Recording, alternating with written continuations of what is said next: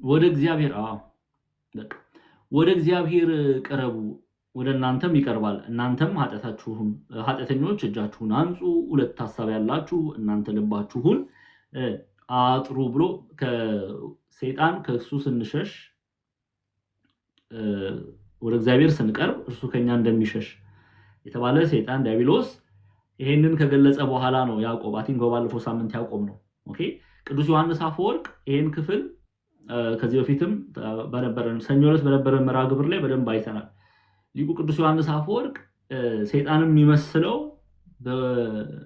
ከባለቤቱ እግር ስር ቁጭ ብሎ ምግብን በሚለምን ውሻ ይመስለዋል ኦኬ ያ ውሻ ይላል ከባለቤቱ የሚወረወረውን ፍርፋሪ ሳያገኝ ሲቀር ጥሎ ሄዶ ሌላ ምግብ እንደሚፈልግ ሁሉ ሰይጣንም እናንተ የምትወረውሩለት ነገር ሳያገኝ ሲቀር ከናንተ ምን ይላል ይሸሻል ይላል ሊቁ ቅዱስ ዮሐንስ አፈወርቅ መሸሽ የሚለውን ኮንሴፕት እንዲህ ነው የምንመለከተው ለምሳሌ እኛ የምንወረውረው ምንድነው ሰው ኃጢአት የሚያደርግ ከሆነ ቅዱስ ሲሎን እንዳሉት ሰይጣን ሰላም ያለው ሰው ይላሉ የሰይጣን ማደሪያ ይሆናል አይደለ ሰይጣንን ሰላም የምንል ከሆነ ከኛ አይሸሽም ማለት ነው ሰይጣን የሚፈልገውን ነገር ምንፈጽም ከሆነ ከእግዚአብሔር ሕግ ውጪ የምንፋንን ከሆነ የምንወረውርለት ነገር አለ ማለት ነው በዛ ውሻ ለተመሰለው ለዲያብሎስ የምንወረውርለት ነገር አለ ስለዚህ አስርቡት ይያለ ነው ቅዱስ ዮሐንስ አፈወርቅ ማንን ነው የምናስርበው ሰይጣንን ነው የምናስርበው ይራባል ወይ አው ይራባል ሰው ልጅ ቅድስናን ገንዘብ ሲያደርግ የሰው ልጅ ወደ ቤተክርስቲያን ሲቀርብ የሰው ልጅ በእግዚአብሔር ቃል እውነት ሲመላለስ ሰይጣን ይራባል ለካ ሰይጣንን ማስራብ ይቻላል ጎበዝ የሚራበው ግን እኛ በእግዚአብሔር ቃል እውነት ስንመላለስ ነው ስለዚህ አስርቡት ይላል ቅዱስ ዮሐንስ አፈወርቅ ያዕቆብም አስርቡት ይያለ ነው ሰይጣንን አስርቡት አትወርውሩለት አትቅረቡት ማለት ነው ከክፉ ነገር ጋር ህብረት አታድርጉ ሰው ከክፉ ነገር ጋር ህብረት ሲያደርግ ማን ነው የሚቀርበው ሰው ቤተክርስቲያንን ሰላም ሲል የሚቀርበው ቅዱስ መንፈስ ነው ሰው መጽሐፍ ቅዱስን ሰላም ሲል የሚቀርበው መንፈስ ቅዱስ ነው ሰው ንስሐን ሰላም ሲል የሚቀርበው መንፈስ ቅዱስ ነው ሰው ስጋው ደሙን የእግዚአብሔር የጌታችን የመድኃኒታችን ኢየሱስ ክርስቶስን ስጋው ደሙን ሲቀበል የሚቀርበው መንፈስ ቅዱስ ነው እንዲሁ ደግሞ በኃጢአት ሲመላለስ እርኩስ መንፈስ ነው የሚቀርበው ስለዚህ ተቃወሙት ዲያብሎስን ተቃወሙት ሰይጣንን ተቃወሙት ከናንተ ምን ይላል ይሸሻል ይላል ስለዚህ ይሄንን አይተን ነው በባለፈው ያቆም ነው እስከ ቁጥር 9 እስከ ቁጥር 7 ፍጻሜ ድረስ ነው ያለው ዛሬ ከቁጥር 8 ጀምረን እንማራለን ማለት ነው አንድ ገጽ ንባቡን እናነበውና ከዛ ወደ ትምህርቱ እንሄዳለን ቁጥር 8 ላይ ነው ይልኝ ጤናዬ እሺ እሱን ለፊ ችግር የለም ስለታየ ነው 9 ላይ ነው ይልኝ ኦሬዲ አልደግሞም ያው ኦሬዲ ተምረናል ተጨነቁ ከሚለው ሃይላይት አድርገው እሺ ተጨነቁና እዘኑ አልቅሱም ሳቃችሁም ወደ ደስታችሁ በደም ስሙ ሳቃችሁም ወደ ሐዘን ደስታችሁም ወደ ትካዜ ይለወጥ ይላል ምን ማለት ነው እንዴ ያዕቆብ ነው የሚናገረው እዘኑ አልቅሱ ተክዙ ሳቃችሁን ወደ ሐዘን ለውጡ የሚለው ለምንድን ነው እንዲህ ብሎ የሚናገረው የሚለውን እንመለከታለን ኦኬ አስቀድመን ማወቅና መረዳት ያለብን ቅዱስ ያዕቆብ ተጨነቁና እዘኑ አልቅሱ ሳቃችሁም ወደ ሐዘን ደስታችሁም ወደ ትካዜ ይለወጥ የሚለው ስለምንድን ነው ሰው ልጅ ወደ እግዚአብሔር ሲቀርብ እውነተኛ ንስሐን ገንዘብ ማድረግ መቻል አለበት አሁን አንዳንድ ጊዜ እውነተኛ ንስሐ የሚታይበት መልክ አለው የሚገለጥበት መልክ አለው አስተዋሳችሁ ከሆነ በሐዋርያት ሥራ ምዕራፍ 19 ላይ ስትመለከቱ ቅዱስ ጳውሎስ በኤፌሶን ተገኝቶ ወንጌል ከሰበከ በኋላ አንዳንድ ጠንቋዮች ኦኬ በእየተነቆሉ የሚተዳደሩ የነበሩ ክፉ ስራቸውን ያሰራቸው የነበረውን መጽሐፍ ምን ብሏል አቃጥለው በእውነት ነው የተመለሱት ክፉ ግብራቸውን ትተው በእውነት ነው የተመለሱት ይሄ እውነተኛ ንስሐ እንደሆነ እንመለከታለን እውነተኛ ንስሐ መገለጫው አንዱ መንገድ ይሄ ነው በባለፈው የሰኞ ትምህርታችን ላይ እናይተናል እውነተኛ መገለጫው ቀድሞ ይሰሩት የነበረውን ግብር መተው ነው ቀድሞ ይሰሩት የነበረውን ስራ መተው ነው ያ እውነተኛ ንስሐ በእግዚአብሔር ዘንድ ተቀባይነት አለው አሁን ቅዱስ ያዕቆብ በደንብ ስሙ ተጨነቁና እዘኑ አልቅሱም ሳቃችሁ ወደ ሐዘን ደስታችሁም ወደ ትካዜ ይለወጥ ሲል እውነት ወደ እግዚአብሔር መቅረብ መሻታችሁን በማልቀስ በተድላ አይደለም። ሰው ንስሐ ሲገባ ያማረውን እየበላ ያማረውን እየጠጣ እንዲያው ቀድሞ ያደርግ እንደነበረው በአማረ መንገድ ላይ የተመላለሰ አይደለም ንስሐ የሚገባው። ከልቡ መሆኑን የሚታወቀው ቀድሞ ያደርገው የነበረውን ነገር ሲከለከል ነው። ለምሳሌ አባቶቻችን ስጋችንን እንድንጎስም ምንድነው የሚያደርጉ? ንስሐ ሲሰጡ ምን ያሉ? ጾሙ፣ ጸልዩ፣ ስገዱ አይደለ? ይሄ ምን ነው የሚያሳየው? እውነት ወደ እግዚአብሔር የመመለስ መሻታችንን ነው የሚያሳየው። ኦኬ እንደ ሐና አይነት ለቅሶ ልናለቅስ ያስፈልጋል። ኦኬ እንባ፣ የንስሐ እንባ፣ ይሄ መልካም የሆነ እንባ ነው። እንዲህ አይነትን እውነት የተሰበረን ማንነት ትሁት የሆነን ማንነት እግዚአብሔር አምላክ ከኛ ይፈልጋል። ከኔ ጋር ናችሁ? የተረዳችሁ ነው? ያዕቆብም እየተናገረ ያለው ተጨነቁ፣ እዘኑ፣ አልቅሱም ሳቃችሁ ወደ ሐዘን ደስታችሁም ወደ ትካዜ ይለወጥ ሲል በድያለሁ። አንድ ሰው በድያለሁ እግዚአብሔርን አሳዝኛለሁ የሚል ሰው በምንድነው ይቅርታ መጠየቁን የሚገልጸው? ይቅር በለኝ በዚህ ስጋዬ በዚህ ድንኳኔ አሳዝኛለሁ፣ በድያለሁ። ስለዚህ ወደ ቀድሞ ማንነቴ መመለስ አልፈልግም፣ ይቅርታዬን ተቀበል ብሎ ስጋውን መጎሰም መቻል አለበት። ስጋውን መጎሰም መቻል አለበት። ታስታውሳላችሁ መጽሐፍ አስቴርን ስትመለከቱ አስቴር ምንድነው ጸሎት አስቴር ወደ ንጉሱ ስትገባ ለመርዶኪዮስ ምን አይነት መልእክት ነው የተላከው? ጸልዩ፣ ጾሙ የሚል አይደለ? ለምን? እግዚአብሔር ጸሎታቸውን እንዲሰማ በደረሰባቸው መከራ በሐማ ምክንያት በደረሰባቸው መከራ እግዚአብሔር አምላክ ጸሎታቸውን ለቅሷቸውን ይሰማ ዘንድ እነሱ ምንድነው ያደረጉት? ጾሙ፣ ጸለዩ። ኦኬ በእውነት ሐዘን ውስጥ እንደሆኑ መግለጫ ነውና። ስለዚህ ያዕቆብ ምን እያለ ተጨነቁና እዘኑ አልቅሱ ሳቃችሁ ወደ ሐዘን ደስታችሁም ወደ ትካዜ ይለወጥ ሲል እውነተኛ መሰበርን፣ እውነተኛ ትህትና፣ እውነተኛ በድያለሁ ጸጽቻለሁ እግዚአብሔር ሆይ ይቅር በለኝ የሚልን አንደበት ተላበሱ ይላል። ኦኬ የሚያዝኑ የሚተክዙ የሚያለቅሱ ደግሞ ይጽናናሉ። በማቴዎስ ወንጌል ምዕራፍ 5 ማቴዎስ ወንጌል ምዕራፍ 5ን ክፈችልኝ ጤናዬ ቁጥር 4 ላይ ገጸ ንባቡን እንመልከት። እንዲህ ይላል የማቴዎስ ወንጌል ምዕራፍ 5ን ክፈችልኝ ቁጥር 4 ላይ የሚያዝኑ ብፁዓን ናቸው ምን ያደርጋሉና መጽናናትን ያገኛሉና። ከልብ ሆኖ ሰው አዝኖ እግዚአብሔር ሆይ ይቅር በለኝ በድያለሁ አሳዝኛለሁ የሚል እውነተኛ ንስሐ ፍሬ የተላበሰ ሰው መጽናናትን ያገኛል፣ ይጽናናል። ከእግዚአብሔር ዘንድ የሚያጽናና ቃልን ገንዘብ ያደርጋል። ስለዚህ ንስሐ ስንገባ መቼም ሰው ንስሐ ሲገባ ምንድነው ማድረግ ያለበት? መጾም ነው ያለበት፣ መስገድ ነው ያለበት፣ እግዚአብሔር አምላክን ይቅርታ መጠየቅ ነው ያለበት። ያንን ነው ያዕቆብ እየተናገረ ያለው። ኦኬ ልርሊ ያንን ነው ቅዱስ ያዕቆብ እየተናገረ ያለው። በተድላ ሰው ንስሐ አይገባ። ሰው እየጨፈረ እየጠጣ እየሰከረ ስጋዊ መሻትን እየፈጸመ ንስሐ አይገባ። ለዚህ ነው አባቶቻችን ስርዓት ሰርተው ሰው ንስሐ ሲገባ ስገድ፣ ጸልይ፣ ጾም ብለው የሚመክሩ። እግዚአብሔር አምላክ ያንን ማየት ይፈልጋልና በነገራችን ላይ ቢብሊካል የሆነ እውነት ነው፣ መጽሐፍ ቅዱሳዊ የሆነ እውነት ነው። አንዳንድ ሰዎች ጾሙ ጸልዩ ምናምን ሲል እንዴ ምንድነው እንደዚህ አይነት ነገር በቃ እግዚአብሔር ይቅር ብሎኛል ብለው የሚፋንኑ አሉ አይደለ? ይህ ትክክል አይደለም፣ መጽሐፍ ቅዱሳዊ እውነት አይደለም። በተለይ በቃ ሄደን እግዚአብሔር ሆይ ይቅር በለኛል አለቀ። ከዛ ደግሞ ወደ ጭፈራ ወደ ውከቱ ይሄ እውነተኛ ንስሐ አይደለም። ክርስቲያኖች እውነተኛ ንስሐ የልብ መሰበር ነው። እውነተኛ ንስሐ ቅዱስ ጳውሎስ በነገራችን ላይ ያዕቆብ የሚናገረውን ይደግመዋል በቆሮንቶስ መልእክቱ ላይ። ቆሮንቶስን የምንማር ከሆነ እዛ ላይ በሰፊው እናየዋለን። ኦኬ በዚህ በሁለተኛ ቆሮንቶስ ምዕራፍ 7 ላይ አንድ ይክፈችልኝ ቁጥር 10 ላይ ገጸ ንባቡን አብረንና ብናነበው ደስ ይለኛል። ሁለተኛ ቆሮንቶስ ምዕራፍ 10 ምዕራፍ 7 ቁጥር 10 ይቅርታ ምዕራፍ 7 ቁጥር 10 እንዲህ ይላል ምዕራፍ 7 ቁጥር 10 እንዲያዩት ጠጋ አድርጊላቸው። በደንብ እንድትረዱ ፈልጋለሁ የያዕቆብን መልእክት ፕሊዝ።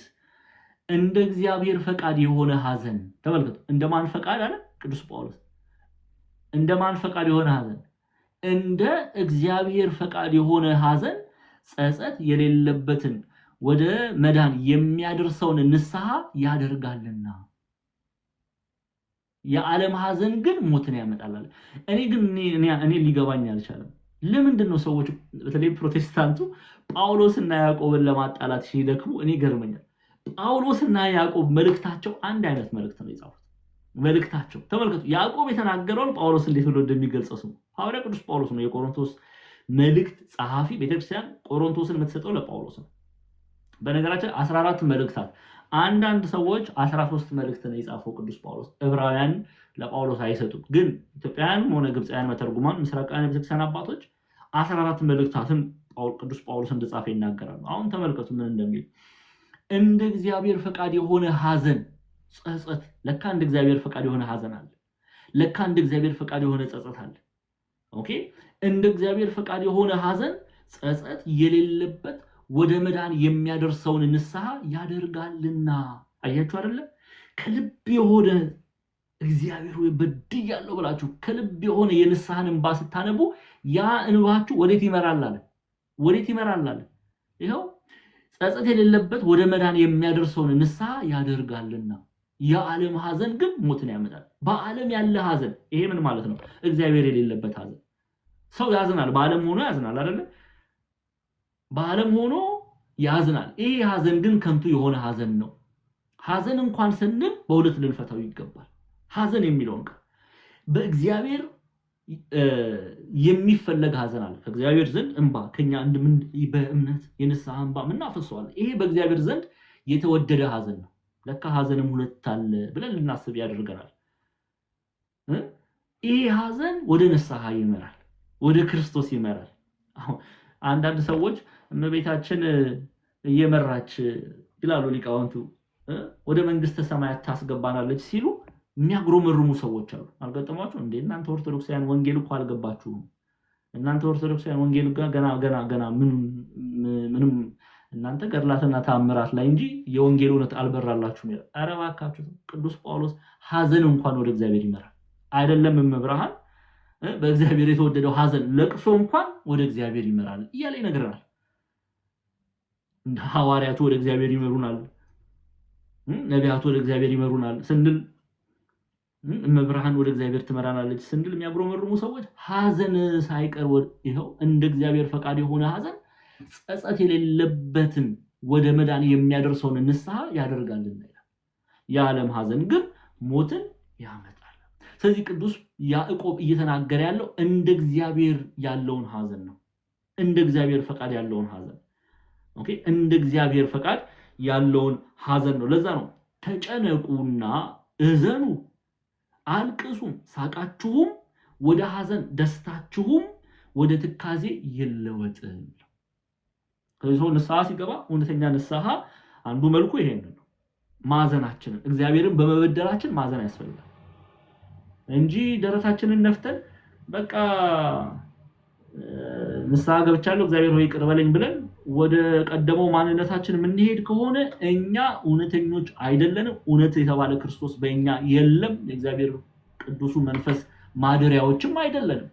ልናዝን ልንጸጸት ያስፈልጋል። መበደላችንን እንኳን እግዚአብሔርን በድለን የምንወደውን ሰው እንኳን ስንበድል እናዝን የለ እንዴ?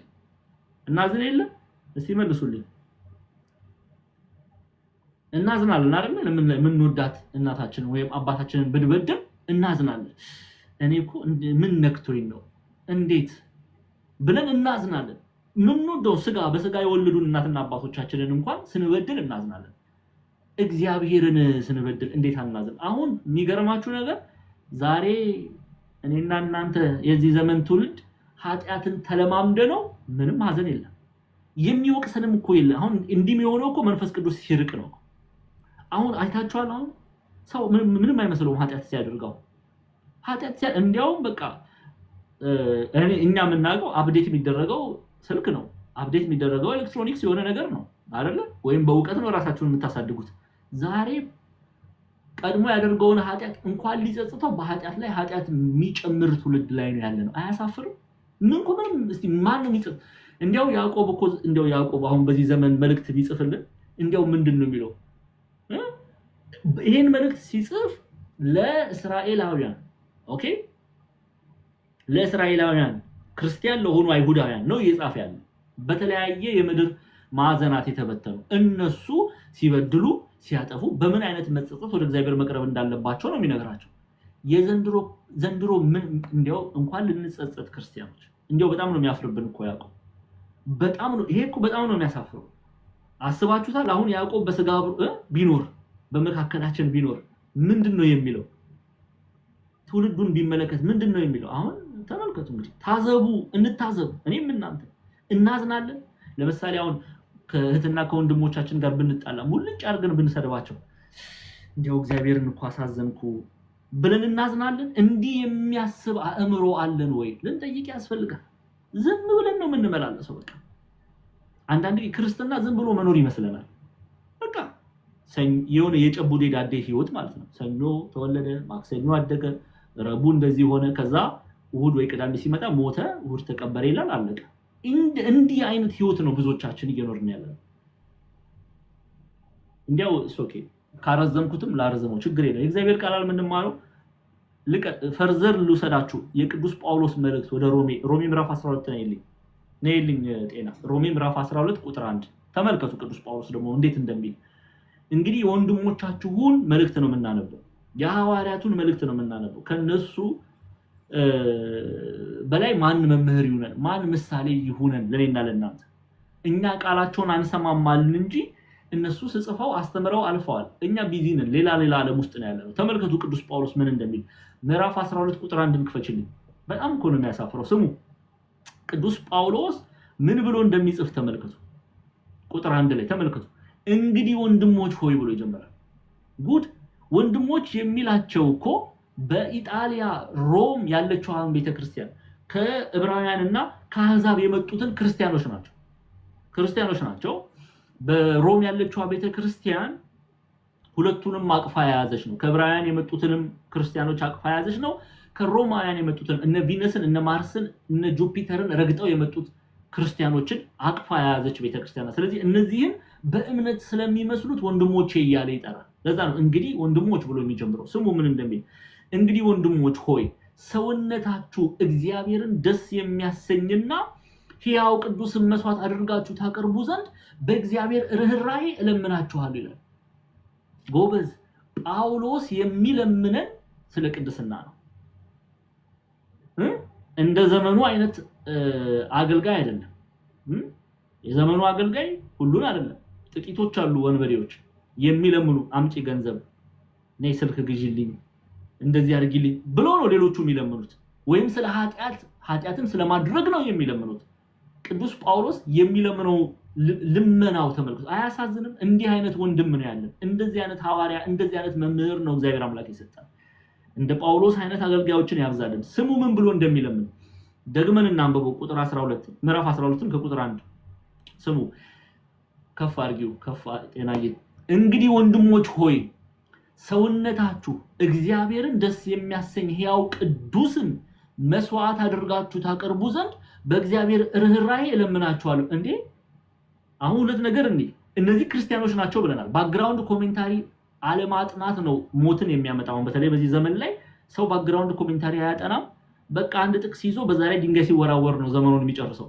አያቅም ሙሉን መጽሐፍ አይረዳም ስለማን ነው የተጻፈው ስለምንድን ነው የተጻፈው ለምንድን ነው የተጻፈው ለማን ነው የተጻፈው እነዚህ ነገሮች ማወቅ እንደ አንድ የመጽሐፍ ቅዱስ ተማሪ ግዴታ ነው ይሄ የውዴታ ጉዳይ አይደለም እነዚህ ሰዎች የሚያምኑ ናቸው ክርስቲያኖች ናቸው ወንድሞቼ እያለ ይጠራቸዋል ግን አይ በቃ እንዴ ድናችኋል ፌግ አልሆን አላላቸውም እምነት ብቻ አላላቸውም ፍሬ ማፍራት እንዳለባቸው እምነትን ከሥራ ጋር አስተባብረው መያዝ እንዳለባቸው ጠንቅቆ የሚያውቅ ሐዋርያ ነው ከጌታ የተማረ ነው ስለዚህ ምን አላቸው ስሙ ይሄንን ድንኳን ይሄንን ስጋ ድንኳን የሚለው ይሄ መስዋዕት አርጋችሁ አቅርቡ የሚለው ስጋቸው ነው እሺ ስለዚህ ቅዱስ ንጹህ አድርጋችሁ ታቀርቡ ዘንድ በእግዚአብሔር ርህራሄ እለምናችኋለሁ ካለ በኋላ እርሱም አእምሮ የሚመች አገልግሎት ነው አለ ቀጣይ ነይልኝ ጤናዬ ቶሎ ቁጥር ከታይ ቁጥር ላይ ነው አሁን የእግዚአብሔር ፈቃድ አለ ተመልከቱ የእግዚአብሔር ፈቃድ እርሱም በጎና ደስ የሚያሰኝ ፍጹምም የሆነው ነገር ምን እንደሆነ ፈትናችሁ እሺ ታውቁ ዘንድ በልባችሁ መታደስ ተለወጡ እንጂ ይህንን ዓለም አትምሰሉ ይላል እሺ በመናችሁ ተለወጡ አለ ይህንን ዓለም አትምሰሉ ሲል በዚህ ዓለም ውስጥ አትኑሩ ይላል አይደለም ዓለም የሚለው ኮንሴፕት በተለይ አውዱን እየተጠበቅን ነው የምንፈሳው አብዛኛው የመጽሐፍ ቅዱስ ክፍል ላይ ግን ዓለም የሚለው በደንብ ሰው ዓለም የሚለው የተራራውን ሸለቆውን እንስሳቱን ምናምን አይደለም ዓለምን አትምሰሉ ሲል ቅዱስ ጳውሎስ በዓለም ውስጥ ያለውን ኃጢያት አትምሰሉ ይላል ስለዚህ ምን ማድረግ አለባችሁ አንድ ክርስቲያን በክርስቶስ የሚያምን ክርስቲያን አኗኗሩ የህይወት ጎዳናው ምን መምሰል አለበት የእግዚአብሔር ፈቃድ ምንድነው ብሎ መመርመር መቻል አለበት ኤቭሪ ዴይ እለት የህይወት ጎዳና ላይ ለምሳሌ ሂሩትን እንደምሳሌ ልውሰድ እህታችን ሂሩት ጧት ማለዳ ተነስታ ምንድነው ማድረግ ያለባት የእግዚአብሔር ፈቃድ አሁን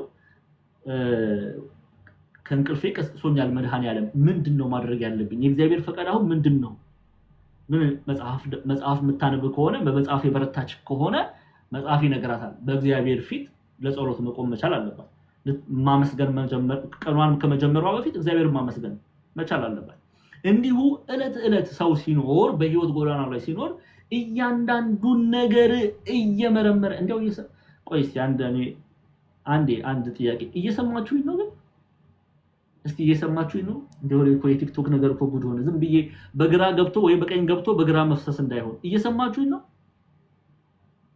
ሄሉ እንደምትሰማ ያውቃሉ በእስቲ ስሙ እኔም እናንተም እንስማስ የእግዚአብሔርን ቃል እንስማ ጆሮቻችን እስከዛሬ መጥፎ ነገር ሲሰሙ ኖረዋል ጎዱን እንጂ አልጠቀሙንም የተፈጠሩት ጆሮቻችን እግዚአብሔር የፈጠረ ቃሉን እንድንሰማ ነው እሺ ስሙ እንስማ የእግዚአብሔር ፈቃድ እርሱም በጎና ደስ የሚያሰኝ ፍጹምም የሆነው ነገር ምን እንደሆነ ፈትናችሁ ታውቁ ዘንድ በልባችሁ መታደስ ተለወጡ እንጂ ይሄንን ዓለም አትምሰሉ አለ ዲያቆን ዛማኔል አይደለም ያለው ቅዱስ ጳውሎስ ነው የተናገረው ስለዚህ ምን ይያለ ነው ቅዱስ ጳውሎስ በእለት ህይወታችሁ ላይ የምታዩትን የምትበሉትን የምትዳሰሱትን የምትራመዱበት ቦታ እያንዳንዱ ነገር በእግዚአብሔር ቃል እውነት እየመረመራችሁ እግዚአብሔር ይከብርበት ይሆንን ይህ ለእግዚአብሔር የተገባ ነውን እያላችሁ እየመረመራችሁ በህይወታችሁ ተመላለሱ ይላል አሁን ስንቶቻችን ነው እንዲህ የምናደርገው እኔም እናንተ ይሄ ንስሐ ነው ቀሲስ አብረውን አሉ ሁላችንም ንስሐ እንገባለን ማን ነው በህይወት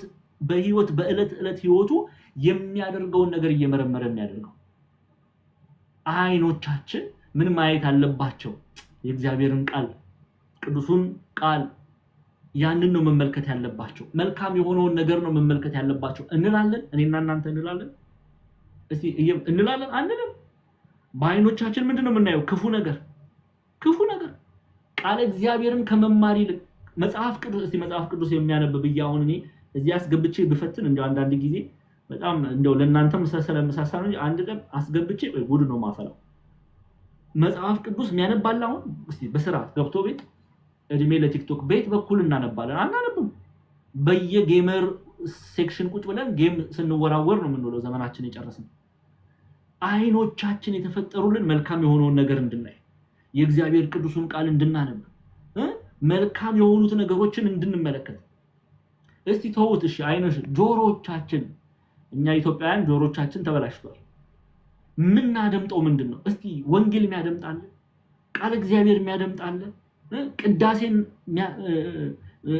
እንሰማለን በዚህ ጆሮቻችን ምን ስድቡን ደሞ እኮ አንዳንድ ጊዜ እንቃወማለን አረ ተው እንኳን ተው ጆሮቻችንን መልካም የሆነውን ነገር እናሰማቸው እርኩስ የሆነውን ነገር አናሰማ ስንል አንተ ማን እንደዚህ ብለን ልትናገር የምትችለው ብለን ክርክር ውስጥ ነው የምንገባው ሐሜት ነው የምንሰማበት በጆሮቻችን ሐሜት ማን ነው ቃል እግዚአብሔር ቁጭ ብሎ የሚማር ማን ነው ጆሮቹን በእግዚአብሔር መስጋና የሞላ ያ ሰው ጥበበኛ ሰው ነው ጎበዞች አብዛኞቻችን ግን ጆሮአችን የሚሰማ ሐሜት ከሌን እንደዚህ ያለ ዩቲዩበሮችን እኛ ኢትዮጵያውያን ጆሮቻችንን ስለማንፈልጋቸው ከጥቅም ውጪ ስላደረግናቸው እኛ ምንፈልገው እንደ ዝንብ መመላለስ እንደ ንብ መሆን ስላልሆነ ቆሻሻ ነገር ነው ወደኛ የሚያመጡት ቆሻሻ ነገር ዕውቀት ነክ ነገር እኮ የለም አይታቸው ኢትዮጵያውያን ዩቲዩበሮች መልካም የሆነ ነገር እኮ ጥቂት ነው የሚያስተላልፈው ቆሻሻ ነገር እኮ ነው አንዱ አብዛኛው ምን ወሬ ሐሜት በቃ ቡና እየጠጣን እነሱን መስማት እከሌ ከሌን እንደዚህ ብሎ ተናገረ እከሌ ከሌን አስረገዘ እከሌ ከሌን ሰደባት እንዴ ነው የምንፈልገው በቃ ወንጌል ሲባል የለም ማህበረ ቅዱሳን ሌሎችም መንፈሳዊ ትምህርቶች ሲተላለፉ የለም ዘፈን ሲሆንስ ግር እንደ ዝንብ በቃ ክርስቲያን ግን እንዲመላለስ አልተጠራም ለዚህ ነው ቅዱስ ጳውሎስ የእግዚአብሔርን ፈቃድ እርሱም በጎና ደስ የሚያሰኝ ፍጹምም የሆነው ነገር ምን እንደሆነ ፈትናችሁ ታውቁ ዘንድ በልባችሁ መታደስ ተለወጡ እንጂ ይህን ዓለም አትምሰሉ ኃጢአትን አትምሰሉ ክርስቲያን መለየት ነው ያለበት that's the first thing ማድረግ ያለበት በክርስቶስ ክርስቲያን የተባለ ምንድነው መለየት እቺን ቃል ያዙ ከምንድነው የምንለየው ከኃጢአት መለየት ለእግዚአብሔር መለየት ይኖርብናል ከክፉ ነገር መለየት ከሐሜቱ መለየት ጓደኞቻችንን ብንችል እንመክራለን አንድ ሁለቴ እንቢ ካሉ ግን እኛ እንለያለን ከእግዚአብሔር የሚበልጥብን የለም ከቅድስና ጋር ከእግዚአብሔር ቃል እውነት ጋር ነው ህብረት ልናደርግ የሚገባው ከኔ ጋር ናችሁ ስለዚህ ወደ እግዚአብሔር እንመለስ ወደ እግዚአብሔር ስንመለስ ደግሞ በምን መሆን አለበት በእውነተኛ መመለስ ኦኬ በድያለሁ ጸጽቻለሁ መድኃኔ ዓለም ሆይ ይቅር በለኝ ብለን ልናለቅስ ልንጾም ልንሰግድ ስጋችንን ልንጎስመው ያስፈልጋል ምክንያቱም በዚህ ስጋችን ነው ኃጢአት ያደረግነው ዝሙት ብናደርግ ያደረግነው በዚህ ስጋችን ነው ወንድሞቻችን እቶቻችን ላይ እጃችንን ብንዘረጋ የዘረጋነው በዚህ ስጋችን ነው ስለዚህ ድንኳንን ይሄንን ስጋ ልንጎስመው ያስፈልጋል ለዚህ ነው ያዕቆብ በመልእክቱ ምዕራፍ 4 ላይ ቁጥር 9 ቀደም ያነበብነው ገጸ ንባብ ላይ በማልቀስ በሐዘን ወደ እግዚአብሔር ልንቀርብ እንደሚገባ የሚያስተምረው ቅዱስ ጳውሎስም በቆሮንቶስ መልእክቱ ላይ ሁለተኛ ቆሮንቶስ ምዕራፍ 7 ቁጥር 10 ላይ ለእግዚአብሔር የሆነ ሐዘን እንዳለ ወደ ንስሐ የሚመራ ሐዘን እንዳለ ወደ ንስሐ የሚመራ እንባ እንዳለ ይነገረናል ያዕቆብም ተናገረ ቅዱስ ጳውሎስም ተናገረ አማናዊው እውነት ይሄ ነው ቤተክርስቲያናችን በትርጓሜያችን ላይ የኢትዮጵያ ኦርቶዶክስ ተዋሕዶ ቤተክርስቲያን ይሄንን የያዕቆብ መልእክት በአንድምታ ትርጓሜው ላይ እዘኑ አልቅሱ ሳቃችሁን ይላሉ አቦ እዘኑ አልቅሱ ካሉ በኋላ ሳቃችሁን ወደ ልቅሶ መልሱት ኦኬ ሳቃችሁን ወደ ለቅሶ መልሱት ደስታችሁንም ወደ ሐዘን መልሱት ማለት ሳቁን ትታችሁ አልቅሱ ተድላ ደስታውን ትታችሁ እዘኑ ከእግዚአብሔር ዘንድ ምህረትን ገንዘብ እንድናደርግ እንዲህ ብለው ይመከራሉ ግልጽ ነው ስለዚህ ከእግዚአብሔር ዘንድ ምህረትን የሚፈልግ ሰው እንደማን ነው ማልቀስ ያለበት እንደ ሐና እስቲ ይሄን ክፍል እንይና እንቀጥላለን አንደኛ ሳሙኤል መጽሐፈ ሳሙኤል ጤናዬ አንቺን ነው መጽሐፈ ሳሙኤል ቀዳማዊ ምዕራፍ 1ን ክፈችልኝ ቁጥር 10 ላይ ትሄጂልኛለሽ ቶሎ በይ ታብ ያደረጋችሁ ፕሊዝ ተማሪው ዛሬ በቃ እንዲህ ነው አይደል ስትፈልጉ ትማራላችሁ ስትፈልጉ አትማሩ በጣም ያሳዝናል ወደ 400 500 ተማሪ የለም 249 እናንተ እግዚአብሔር ይባርካችሁ ለምንድን ነው ትምህርት ግን እንደው እኔ ሪሰርች ማድረግ አለብኝ ከዲያቆን ክርስቶፎሮስ ጋር ሆኜ ጥናት ማድረግ ቲክቶክ ላይ ያለው ሰው ለምንድን ነው ትምህርት የሚጠላ የሚል ቶፒክ ይዘን ሪሰርች ማድረግ አለብን ወይ ጉድ እሺ እንቀጥል ኦኬ ስለ ሐና ታሪክ ነው የሚናገረው ከፍ አድርግልኝ ያው ሙሉን እናንተ አንብቡት ኦኬ ከቁጥር እርሷም በልቧ ትመረር ነበር በእግዚአብሔር ፊት ጸለየች ከዛስ ጽኑ ልቅሶ አለቀሰች ይላል ይሄ ወደ እግዚአብሔር የሚያቀርብ ለቅሶ የሰማይ መስኮትን የሚያንኳኳ ለቅሶ ይሄ እውነተኛ የሆነ ለቅሶ ተመልከቱ አሁን እርሷም ይላል ከፍ ያሽ አቤቱ የሰራዊት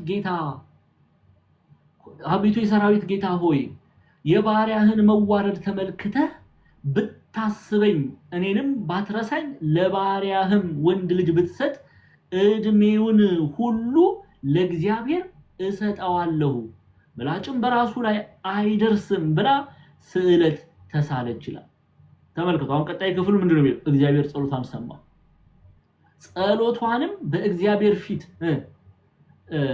ባበዛች ጊዜ ኤሊ አፏን ይመለከት ነበር ሐናም በልቧ ትናገር ነበር ድምጿም ሳይሰማ ከንፈሯን ታንቀሳቅስ ነበር። ኤሊም እንደሰከረች ቆጠራት። ኤሊም ስካርሽ እስከመቼ ነው? የወይን ጠጅ ካንቺ አርቂው አላት። ይቀጥላል። ሐናም ጌታ ሆይ አይደለም፣ እሷ የሰከረችው በሐዘን ነው፣ እሷ የሰከረችው በለቅሶ ነው። እሷ ምን አለች? ሐናም ጌታዬ ሆይ አይደለም፣ እኔስ ልቧ ያዘነባት ሴት ነኝ፣ ጠጅና ሌላ የሚያሰክር ነገር አልጠጣውም፣ ነገር ግን በእግዚአብሔር ፊት ነፍሴን ምን አልኩ? አፈሳለሁ አለች። ተመልከቱ፣ እውነተኛ ሐዘን ውስጥ ያለች ሴት ናት። እሺ ሐዘኔን ጭንቀቴ ስለበዛ እስካሁን ድረስ ተናግሬያለሁና ባሪያህን እንደምናምንቴ ሴት አትቁጠረኝ ብላ መለሰችለት። ያ ታሪኩን እናንተ ገብታችሁ አንብቡ። እግዚአብሔርም ደግሞ ጸሎቷን ሰማት። እንዲህ አይነትን ጸሎት እግዚአብሔር ይወዳል፣ ከልብ የሆነን ጸሎት። በቃ አባ ብለን የጸጋ ልጅነት ተሰጥቶናል አይደለ? አባ ብለን እያነባን ይቅር በለን ምህረትህን ስጠን ብለን የሰማይ መስኮትን እንድናንኳኳ እግዚአብሔር አምላክ ይፈልጋል። ያንን ነው ያዕቆብ የሚናገረው እንጂ እዘኑ አልቅሱ ሲል በሌላ ተርጉሞ አይገባም። ያዕቆብ የሚናገረው የጳውሎስን መልእክት ነው። ጳውሎስ የሚናገረው የያዕቆብን መልእክት ነው። ሁለቱም አንድ አይነት መልእክት ነው የሚናገሩት። ለእግዚአብሔር የተገባ እንባ፣ የንስሐ እንባ ማለት ነው። እሺ ቀጣይ ክፍል ላይ ነው የለኝ ቶሎ በጤናዬ ምዕራፍ ቁጥር 10 ላይ ማለት ነው። ቁጥር 10 ላይ ይኸው በጌታ ፊት ራሳችሁን አዋርዱ ከፍም ያደርጋችኋል ይላል። በማን ፊት? በጌታ ፊት። ያዕቆብ አሁን ምን እያለ ነው? ሰው ንስሐን የሚፈልግ ከሆነ ከእግዚአብሔር ዘንድ የእግዚአብሔርን ጸጋ የሚፈልግ ከሆነ ከእግዚአብሔር ዘንድ የእግዚአብሔርን ምህረት የሚፈልግ ከሆነ ከእግዚአብሔር ዘንድ የእግዚአብሔርን ሰላም የሚፈልግ ከሆነ በማን ዘንድ ነው ራሱን ማዋረድ ያለበት? መልሱልኝ። በማን ዘንድ ነው ማዋረድ? በእግዚአብሔር ዘንድ ነው ራሳችንን እናዋረድ የሚገባው። ምን ማለት ነው ማዋረድ የሚለውን ኮንሴፕት በደንብ እናየዋለን። ኦኬ ቃሉ ምን ማለት ነው? አዋርዱ ሲል ምን እያለ ነው ቅዱስ ያዕቆብ የሚለውን እናያለን።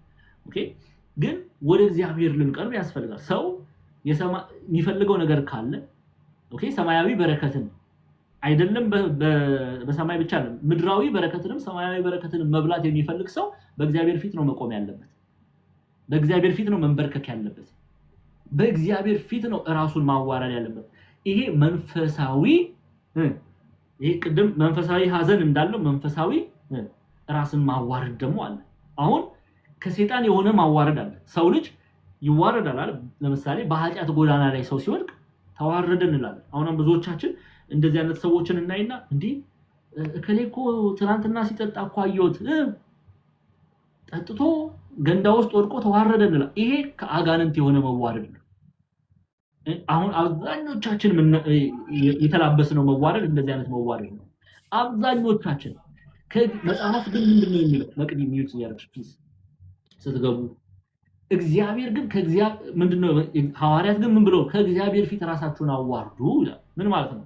በትህትና ዝቅ በሉ፣ አልቅሱ፣ ምህረትን ታገኙ ዘንድ አቤቱ መድኃኒቴ ኢየሱስ ክርስቶስ ላይ ይቅር በለን ብላችሁ ጩሁ። እንደ ሐና ሰዎች እነዚህ ሰዎች ሰክረዋልን? ኤሊ እንዳለው ማለት ካህኑ ኤሊ እንዳለው ሰክረዋልን እስኪሏችሁ ድረስ በእግዚአብሔር በአባታችሁ ፊት አልቅሱ፣ አንቡ፣ ራሳችሁን አዋርዱ ሲሉ ይሄ መልካም የሆነው እግዚአብሔር አምላክ የሚወደው ትህትናን የተላበሰው በእግዚአብሔር ዘንድ ራስን ማዋረድ ነው። ይሄ በአጋንንት ዘንድ ደግሞ ሰዎች ራሳቸውን የሚያዋርዱት አለ። ይሄ ብዙዎቻችን የምናውቀው ነው። በጣም ብዙዎቻችን የምናውቀው ተከነብንበታል። አሁን አብዛኛው ክርስቲያኑንም ጨምሬ ነው የምናገረው። ይሄ ድፍረት አይደለም፣ እውነት ስለሆነ ነው። አብዛኞቻችን ራሳችንን የምናዋርደው በእግዚአብሔር ፊት ሳይሆን በአጋንንት ፊት ሆኗል። ሰው ሲጨነቅ፣ ሰው ሲያዝን ምንድነው ማድረግ ያለው? ወደ ቤተክርስቲያን ነው መቅረብ ያለበት እንጂ በየጭፈራ ቤቱ በየመጠጥ ቤቱ ራሱን ለአጋንንት ማዋረድ አይደለም ያለበት። ክርስቲያን በማንኛውም ነገር ወደ እግዚአብሔር መጥቶ በርክክ ብሎ እግዚአብሔር አምላክን ማረኝ፣ ይቅር በለኝ ብሎ ሊጸልይ ሊያለቅስ ይገባል እንጂ በኃጢአት ጎዳና ላይ ራሱን ሊያዋርድ አልተጠራም። በደንብ አድርጋችሁ ስሙ። አሁን በጌታ ፊት ራሳችሁን አዋርዱ ከፍ የሚያደርጋችኋል። ይኸው በእግዚአብሔር ፊት ራሳችሁን ስታዋርዱ፣ እኔና እናንተ በእግዚአብሔር ፊት ራሳችንን ስናዋርድ መጨረሻ አለው። ክርስቲያኖች ስሙ። በእግዚአብሔር ፊት መዋረድ ኦኬ ራስን ዝቅ ማድረግ በድያለሁ ብሎ በትህትና ማልቀስ ምን መጨረሻ ውጤት አለው ፍሬ ያለው ምንድነው ከፍ ያደርጋል ከፍታ ይው በእግዚአብሔር ፊት የሚንበረከክ በአለም በማንኛውም ተራራ ፊት ይቀጥ ብሎ የሚቆም ነው ይላሉ አባቶቻችን በእግዚአብሔር ፊት የሚንበረከክ እግር ያለው ሰው በማንኛውም የዓለም ነገስታት ፊት ቀጥ ብሎ መቆም ይችላል በማንኛውም የህይወት ተግዳሮት ውስጥ ቀጥ ብሎ መቆም የሚችል ነው ኦኬ ችግሩ እኛ በእግዚአብሔር ፊት ራሳችንን አናዋርድ በንስሐ ይቅር በለን ብለን አናለቅስ በእግዚአብሔር ፊት ያዋረዱ ግን ምን አላቸው ራሳቸውን ያዋረዱ ትሁታን ሆነው በድያለሁ ይቅር በለኝ ያሉ እነርሱ ምን ያገኛሉ ይያለን ነው ያዕቆብ ከፍታን ያገኛሉ ከፍ ይላሉ ይሄ ከፍታ ምንድነው አሁን ልንጠይቅ ያስፈልጋል የመጽሐፍ ቅዱስ ጥናት ነው የምንማረው እቺ ከፍታ የተባለች ምንድናት ምንድነው ይሄ ከፍታ ይሄን ልናቅ ያስፈልጋል ኦኬ ይሄንን ከፍታ ደግሞ የሚገርመው ነገር ያዕቆብ ጳውሎስ ያዕቆብ እያደረግን ነው የተማርን ያለ ነው እግዚአብሔር አምላክ የተመሰገነ ይሁን ቅዱስ ጳውሎስ እቺ ከፍታ ምን እንደሆነች ይነገርናል ኦኬ ስለዚህ እቺን ከፍታ እንያት አይደለ በደንብ ስሙ ሮሜ ምዕራፍ 6 ትከፍችልኛለሽ ከቁጥር 18 ጀምራለሽ ሮሜ ምዕራፍ 6 ስሙ እቺ ከፍታ ምን እንደሆነች ስሙ ከፍታ ምንድናት ከፍታ የተባለች ምንድናት ያዕቆብ ተማሪዎች ወደ ሮሜ እንሂድ ሮሜ ምዕራፍ 6 ቁጥር 18 ይሄው 18 ላይ ነው እሺ ነገር ግን አለ ቅዱስ ጳውሎስ ነው የሚጽፍላቸው ይሄንን መልእክት የሚጽፍላቸው ለሮማውያን ክርስቲያኖች ነው ቀድሞ ሮም በግሪኮ ሞቶሎጂ ለነ ጁፒተር ይሰግዱ የነበሩ ለነ ቪነስ ይሰግዱ የነበሩ ለነ ማርስ ይሰግዱ የነበሩ ብዙ አማልክት ላላቸው ቀድሞ ማለት ነው ክርስቲያን ሳይሆኑ በፊት ያመልኳቸው የነበሩ ጣዖታት ለነበሯቸው ለሮማውያን ነው ቅዱስ ጳውሎስ የሚጽፈው ኦኬ ባክግራውንድ ኮሜንታሪውን ስናጠና ይሄ ለሮማውያን የተጻፈ መልእክት ነው ስሙ በደንብ አድርጋችሁ ስሙ አሁን ምን እንደሚላቸው ስሙ ቅዱስ ጳውሎስ ነገር ግን አስቀድማችሁ የኃጢአት ባሪያዎች ከሆናችሁ አለ ምን ይያለ ነው አስቀድማችሁ የኃጢአት ባሪያዎች ከሆናችሁ ሲል አስቀድማችሁ ታመልኩ የነበረው ዙስን ነው ዙስ በግሪክ ነው በሮማን ካልቸር ጁፒተር ብለው ይጠሩታል ጣዖት ነው አይን አለው አያይም ጆሮ አለው አይሰማም አፍንጫ አለው አያሸትም እጅ አለው አያንቀሳቅስም ፍርድን አይሰጥም በድን የሆነ ድንጋይ ማለት ነው ሰዎች አምላክ ብለው በሰው ፍልስፍና የመነጨ ነው ጣዖት ነው ኦኬ ስለዚህ ሮማውያን ቀድሞ እሱን ያመልኩ ነበር ሮማውያን እነ ቪነስን ያመልኩ ነበር ሮማውያን እነ ማርስን ያመልኩ ነበር ሮማውያን ቄሳር አምልኮተ ቄሳር ነገስታቶቻቸውን ያመልኩ ነበር እንዲህ ባለ የጣዖት አምልኮት ውስጥ የታሰሩ ናቸው ሮም ኦኬ አሁን ከዛ ህብረት ውስጥ ናቸው እነዚህ የሮሚ መልእክት የተጻፈላቸው የወጡት ከዛ ህብረት ውስጥ ጣዖትን ከሚያመልኩ ሰዎች መካከል ነው የወጡት ስለዚህ ቅዱስ ጳውሎስ ምን ይያላቸው ነው ነገር ግን አስቀድማችሁ የኃጢአት ባሪያዎች ከሆናችሁ ናቸው አይደል እንዴ የኃጢአት ባርነት ነው ጣዖት ማምለክ ኦኬ ቄሳር ሰውን አምላክ ብሎ መስገድ ጣዖት ነው ዙስን ወይም ደግሞ ጁፒተርን አምላክ ማለት ጣዖት ነው የኃጢአት ባሪያ መሆን ነው ኦኬ ስለዚህ ምን አላቸው ነገር ግን አስቀድማችሁ የኃጢአት ባሪያዎች ከሆናችሁ ለተሰጣችሁለት ትምህርት ስሙ ለትምህርት አይነት ከልባችሁ ስለታዘዛችሁ ከኃጢአት አርነት ወጣችሁ ለጽድቅ ስለተገዛችሁ ከፍ ያርክሽ ቶሎ ስለተገዛችሁ ለእግዚአብሔር ምስጋና ይሁናል አሁን ስሙ የሐዋርያትን ትምህርት ሰምታችሁ የቅዱሳኑን ትምህርት ሰምታችሁ ለጣዖት ተሰግዱ ነበር ለኃጢአት ባሪያዎች ነበራችሁ በቀድሞ ህይወታችሁ አሁን ግን በወንጌል አምናችኋል እግዚአብሔር ይመስገን አሁን ግን በኢየሱስ ክርስቶስ አምናችኋል እግዚአብሔር ይመስገን አሁን ግን በቅዱስ ወንጌል አምናችኋል እግዚአብሔር ይመስገን ከኃጢአት አርነት ወጣችኋል አሁን የምትሰግዱት ለማን ነው አለ ለክርስቶስ ጉልበት ሁሉ አሁን የሚሰግደው ለማን ነው ለክርስቶስ ያምልኮት ስግደትን የሚያቀርቡት ለክርስቶስ ነው ለዙስ አይሰግዱ አሁን ለማን ነው የሚያመልኩት ዙስን አያመልኩም ክርስቶስን ነው የሚያመልኩት ስለዚህ ከኃጢአት አርነት ወጣችሁ ለጽድቅ ስለተገዛችሁ ለእግዚአብሔር ምስጋና ይሁን ብሎ ብቻ አላበቃም። ስሙ አሁን ያችን ከፍታ ሊነግረን ነው። ቅዱስ ያዕቆብ የተመለከታት ከፍታ፣ ሐዋርያው ቅዱስ ጳውሎስ የሰበካት ከፍታ እቹት እዚህ እናገኛታለን። ስሙ ስለ ሥጋችሁም ድካም እንደ ሰው ልማድ እላለሁ ብልቶቻችሁ አመጽ ሊያደርጉ ለርኩስነት ለአመጽ ባሪያዎች አድርጋችሁ እንዳቀረባችሁ እንደዚሁ ከፍ ያልክሽ ቶሎ ብልቶቻችሁን ከፍ ያልሽ ሊቀደሱ ለጽድቅ ባሪያዎች አድርጋችሁ አሁን አቅርቡ። ቀድሞ የሰውነታችሁ አካላችሁን ለሌላ ታስገዙ ነበር፣ ብልቶቻችሁን ለጣዖት ታስገዙ ነበር። አሁን ግን አካሎቻችሁን የሰውነት አካሎች አይን፣ አፍንጫ፣ እጅ፣ እግር ሁሉ ነገራችሁን ለማን አስገዛ? ለእግዚአብሔር አስገዝታችኋል። ለእግዚአብሔር አስገዙ ከሱ ዘንድ መቀደስ አለና እያለ ይናገርና የኃጢአት ባሪያዎች ሳላችሁ አለ። ቀጥይ የኃጢአት ባሪያዎች ሳላችሁ ከጽድቅ ነፃ ነበራችኋል። ለዙስ ለጁፒተር በምትሰግዱበት ጊዜ ጽድቅ የሚባል ነገር አታውቁም፣ ጽድቅ የሚባል ነገርም አያውቃችሁም። ከቅድስና ከጽድቅም ርቃችሁ ነበረ፣ በርኩሰት በጨለማ ውስጥ ትመላለሱ ነበር እያለ ነው። እንግዲህ አለ ዛሬ ከምታፍሩበት ነገር ያን ጊዜ ምን ፍሬ ነበራችኋል? ስሙ አሁን እንግዲህ ዛሬ ከምታፍሩበት ነገር ያን ጊዜ ምን ፍሬ ነበራችሁ? ተመልከቱ። እንግዲህ የቀደሙት ሮማውያን ክርስቲያን የሆኑት ማለት ነው ያፍሩ ነበረ። የቀድሞ ስራቸው የሚያሳፍር ነበርና ቀድሞ ለጁፒተር መስገድ ለካ ያሳፍራል ጎበዝ። እነሱ ለጁፒተር በመስገዳቸው አሁን ክርስቲያን ከሆኑ በኋላ ያፍራሉ። እንደው እንዴት እንደሚደንቁ ተመልከቱ። እነዚህ ክርስቲያኖች አይደንቁም?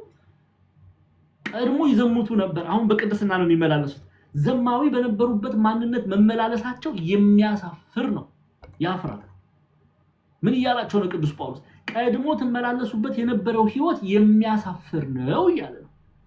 አቤት ዘንድሮ እኔና እናንተን ቢያገኘን ሐዋርያው ቅዱስ ጳውሎስ እኛ እናፍራለን እንዴ? ኧረ አፕዴት ነው እኛ የምናደርገው። የዛሬ ዓመትም ዘማዊ ነን፣ 2025 ዘማዊ፣ 2026 ዘማዊ፣ 2027 ዘማዊ፣ ፊቸሩንም ዘማዊ። አንጸጸትም፣ አንመለስም። የለም ለቅሶ፣ የለም እውነተኛ ንስሐ። እንዲያው ከሮማውያን ክርስቲያኖች እንኳን አንማርም፣ የለንም። እኛ በዘመነ ሐዋርያት ያሉትን ነው እየተናገርኩ ያለው።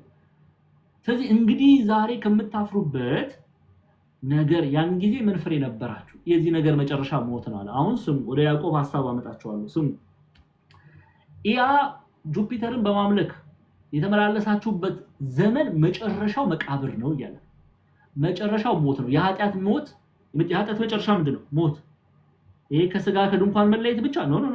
በትንሳኤ ልቦና ስላልተነሳን በትንሳኤ ዘጉባኤ ይፈረድብናል። የኃጢአት መጨረሻው ሞት ነው እያለ ነው ቅዱስ ጳውሎስ። ከእግዚአብሔር መለየት ምን ያስቸኩልናል? አሁን ኃጢአት የምናደርግ ሰዎች ንስሐ ግቡ አንገባም፣ ስጋ ወደሙን ተቀበሉ አንቀበልም ምንል ሰዎች ምንም ችግር የለም። በጊዜው ራሱ ፈራጅ የሆነው ኢየሱስ ክርስቶስ ይፈርድብናል። እኛ ፈራጅ እንዲህ ማለት አንችልም፣ ግን ንስሐ ግቡ እንላለን፣ ንስሐ እንግባ እንላለን። እንዲህ ያለ ሰው ግን ፍርድን የሚፈርደው ፈራጅ የሆነው ክርስቶስ ሲመጣ ይፈረድበታል። ስለዚህ ምን አለ? መጨረሻው የዚህ ነገር መጨረሻው ሞት ነው አለና ቅዱስ ጳውሎስ አልዘጋም፣ አልጨረሰም። ሞት ነውና ካለ በኋላ ስሙ አሁን ግን አለ አሁን ክርስቲያን ናቸው ብለናል አይደለ? አሁን ክርስቲያን ናቸው። ስሙ አሁን ክርስቲያን ስለሆኑ ምን እንደሚላቸው በዚህ ቃል ሲያጽናናቸው ተመልከቱ። እንደ ያዕቆብ ማለት ነው፣ እንደ ወንድሙ ያዕቆብ። ስሙ አሁን ግን ከኃጢአት አርነት ወጣችሁ ለእግዚአብሔር ተገዝታችሁ ልትቀደሱ ፍሬ አላችሁ፣ መጨረሻው የዘላለም ሕይወት ነው ማለት። እየሰማችሁ ነው? ከፍታ የዘላለም ሕይወት ከፍታ። ሰው በእግዚአብሔር ፊት ራሱን ሲያዋርድ፣ ሰው በእግዚአብሔር ፊት በንስሐ ሲመላለስ ከፍታ አለው። ይሄ ከፍታ ምንድነው? እግዚአብሔር ይላሉ አቦ ኢትዮጵያ ሊቃውንት ለሚወዳቸው የገባውን የተስፋ ቃል ኑ የአባቴ ብሩካን ዓለም ከተፈጠረ ጊዜ ጀምሮ የተዘጋጀላችሁን የእግዚአብሔር መንግስት ውረሱ የሚለውን የተስፋ ቃል ይላበሳሉ ማለት ነው። ታዲያ ያዕቆብ ራሳችሁን በእግዚአብሔር ዘንድ አዋርዱ እርሱ ከፍ ያደርጋችኋል ሲል ይሄንን ነው ማለት ነው። ከኔ ጋር ናችሁ? ለሰይጣን ግን ራሱን የሚያዋርድ በየጭፈራ ቤቱ ራሱን የሚያዋርድ በየመጠጥ ቤቱ ራሱን የሚያዋርድ በየዝሙት አልጋ ላይ ራሱን የሚያዋርድ በየዘረኝነት በዘረኝነት በሽታ ራሱን የሚያዋርድ በኃጢአት በሽታ ራሱን የሚያዋርድ ያም መጨረሻ አለው መጨረሻው ምንድነው አለ ቅዱስ ጳውሎስ እኔ በነግራችሁ አትቀበሉም እሺ ጳውሎስ ቢናገር ከሰማን ማለት ነው ምንድነው ያለው ጳውሎስ መጨረሻው የዛ መጨረሻ ደግሞ ሞት ገሃነመ እሳት ከእግዚአብሔር መለየት ምርጫው ቀርቦልናል ወደን ፈቅደን ወደ ወደድነው እንድንሄድ ነው እግዚአብሔር አምላክ የሚፈልገው ሐዋርያት ጫማቸውን እያራገፉ ነበር ይወጡ የነበረው አይታችኋል ሐዋርያት ስራን ባጠናንበት አንድ አመት ሙሉ ስንማር እንዴት ባለ ወንጌልን ይሰብኩ እንደነበር እንዴት ባለ አረማመድ ይረማመዱ እንደነበር አይታችኋል ስለዚህ ከፍታ የተባለች ይችላል ኦኬ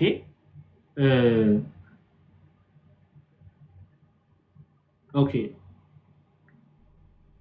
ወደ አንዴ እንመለስ ያዕቆብ ጋር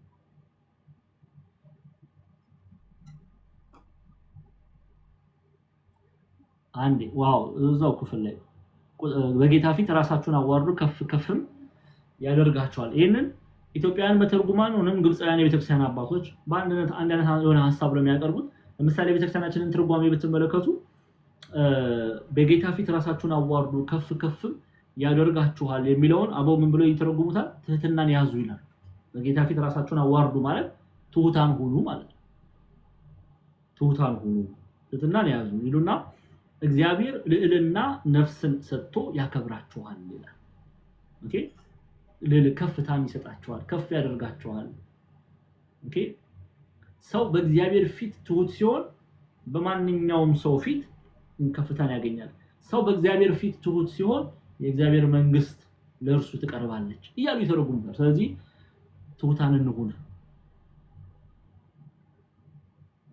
አይሻልም በማን ፊት ራሳችንን እናዋርድ ያዕቆብ ተማሪዎች በማን ፊት ራሳችንን እናዋርድ በእግዚአብሔር ፊት ራሳችንን እናዋርድ ኦኬ በእግዚአብሔር ፊት ራሳችንን እናዋርድ ይህ በእግዚአብሔር የተወደደው ነው ከፍታን የሚወልድ መዋረድ ነውና ራስን ማዋረድ እግዚአብሔር ከፍ ያደርጋል በእግዚአብሔር ፊት ሲሆን በኃጢአት ፊት በዲያብሎስ ፊት ደግሞ ራስን መናዋረድ ከሆነ ያፍሬው መጨረሻ ሞት ነው ማለት ነው እሺ አንዴ መዝሙረ ዳዊት 147 ክፈችልኝ ቁጥር 6 መዝሙረ ዳዊት 147 ቁጥር 6 እየጻፋችሁ ግን እሺ እንዲያው የምትከታተሉ ሰዎች እየጻፋችሁ መዝሙረ ዳዊት 147 ቁጥር 6 147 ቁጥር 6 መዝሙረ ዳዊት ካልሆነን ያነብልሻለሁ እኔ ከዚህ አነባለሁ እሺ 147 ቁጥር 6 ኦኬ ይሄው እግዚአብሔር ይላል የዋሃንን ምን ይላል ትሁታንን የዋሃንን ያነሳል ኃጢአተኞችን ግን እስከ ምድር ድረስ ያዋርዳል ትዕቢተኞችን እግዚአብሔር አምላክ እንደው ምንድነው መብርሃን ምንድነው ያለችን እናታችን ቅድስት ድንግል ማርያም በሉቃስ ወንጌል ላይ ምዕራፍ 1 ትዕቢተኞችን በመናቸው ሐሳብ ነው ያለችው በልባቸው ሐሳብ በትኗቸዋል ትላለች የልባቸው ሐሳብ ከንቱ ስለሆነ ትዕቢተኞችን እግዚአብሔር አምላክ ይበትናል ፈርዖንን አይታችኋል አይደል አዎ ሰጥሞን ፈርዖን ጭፍሮቹ ተበትነዋል ሰራዊቱ በኤርትራ ባህር ሰጥሟል ፈርዖን ዛሬ ላይ የለም ሞቷል ግብጽ አንዳንድ ስኮላር የመጽሐፍ ቅዱስ ተማሪዎችም የሂስቶሪያን በግብጽ ሙዚየም ውስጥ አለ አድርቀው ሬሳውን አድርቀው አሞን ሄቴፕ ሰከንድ የተባለው እሱ በሙሴና በአሮን ፊት የተናገረው ፌሮ ዛሬ ላይ ሙዚየም ውስጥ ቀርቧል ደርቆ ማለት ነው በቃ እንደዛው ነው ሂስቶሪያን እየሄዱ ይጎበኛሉ አለቀ በእግዚአብሔር ፊት ግን ራሳቸውን ያዋርዱ ነቢያቱ ሐዋርያቱ ሲከብሩ ነው የምንመለከተው ለዛ ነው እግዚአብሔር የዋሃንን ያነሳል ኃጢአተኞችን ግን እስከ ምድር ድረስ ምን ይላል ያዋርዳል ለካ እግዚአብሔር ማዋረድን ያቀበታል ያዋርዳል ይቀጣል አይ እንዲያው ዲያቆን ይሄኮ በዘመነ ብሉይ ነው ለዛውም በመዝሙር መጽሐፍ አይ እግዚአብሔር እኮ እንደዚህ አይደለም የሚል ሰው አለ ብዬ አላምንም በዘመነ ሐዲስ እግዚአብሔር እንዲህ አያደርግም ሚል ካለ ምን ችግር አለው? እኛ ኦርቶዶክሳውያን ጥቅስ ደግሞ ምን ችግር አለው? ፊልጵስዩስን እናያለን ማለት ነው። አንዴ ወደ ፊልጵስዩስ እንሂድ።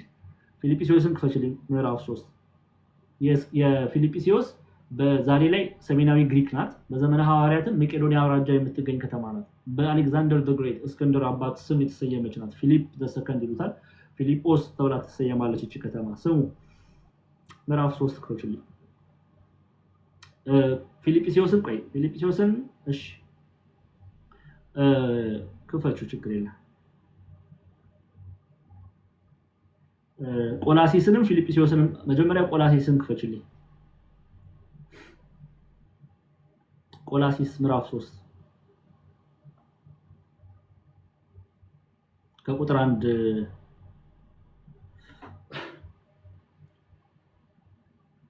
ከዛ ወደ ፊልጵስዩስ እንመለሳለን። ቆላሲስን እንይ መጀመሪያ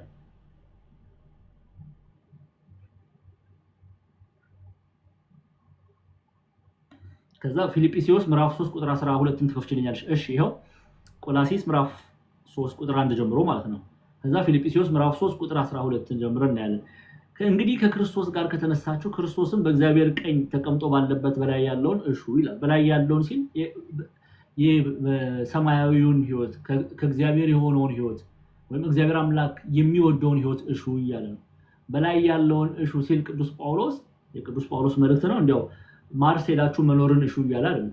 ጁፒተር ሄዳችሁ መኖርን እሹ እያለ አይደለም። አንዳንድ ሰው እንደዛ የሚተረጉም አለ እኮ ጉድ ነው። ወይም ደግሞ ፀሐይ ላይ ብረሩ ሰማይ ላይ ብረሩ እያለ አይደለም። በላይ ያለውን እሹ ሲል የእግዚአብሔርን መሻት ፈጽሙ እያለ ነው። የመንፈስ ቅዱስን መሻት ፈጽሙ እያለ ነው። ሰማይና ምድርን የፈጠረ የእግዚአብሔርን መሻት ፈጽሙ እያለ ነው። ከመፈጸምና ካለመፈጸም ጋር አያይዞ ነው የሚናገረው። መሻት የሚለው እንግዲህ ከክርስቶስ ጋር ከተነሳችሁ ክርስቶስ በእግዚአብሔር ቀኝ ተቀምጦ ባለበት በላይ ያለውን እሹ፣ የክርስቶስን ሐሳብ እሹ፣ የእግዚአብሔርን ሕግ ፈጽሙ እያለ ነው። እሺ ቀጥይ። በላይ ያለውን አስቡ እንጂ አለ በምድር ያለውን አይደለም ካለ በኋላ ሞታችኋል፣ ሕይወታችሁ በእግዚአብሔር ከክርስቶስ ጋር ተሰውሯል። ሕይወታችሁ የሆነ ክርስቶስ በሚገለጥበት ጊዜ በዚያን ጊዜ እናንተ ደግሞ ከእርሱ ጋር በክብር ትገለጣላችሁ። እሺ አሁን እምቢ ያሉትን በላይ ያለውን አንሻም ያሉት ምን እንደሚያገኛቸው ተመልከቱ። እንግዲህ በምድር ያሉትን ብልቶቻችሁን ግደሉ፣ እነዚህም ዝሙት፣ ርኩሰት፣ ፍትወት፣ ክፉ ምኞት፣ ጣዖት ማምለክ የሆነ መጎምጀት ነው ካለ በኋላ በማይታዘዙ ልጆች ላይ ይሄው በእነዚህም ጠንቅ ይላል የእግዚአብሔር ቁጣ በማይታዘዙ ልጆች ላይ ይመጣል። የማን ቁጣ? የእግዚአብሔር ቁጣ እምቢ ባሉ ልጆች ላይ ይመጣል። ቅድስናን እምቢ ባሉ ልጆች ላይ እግዚአብሔር አምላክ ቁጣውን ይገልጣል እያለ ነው። እሺ ፊልጵስዩስ ላይ ነው ያለኝ።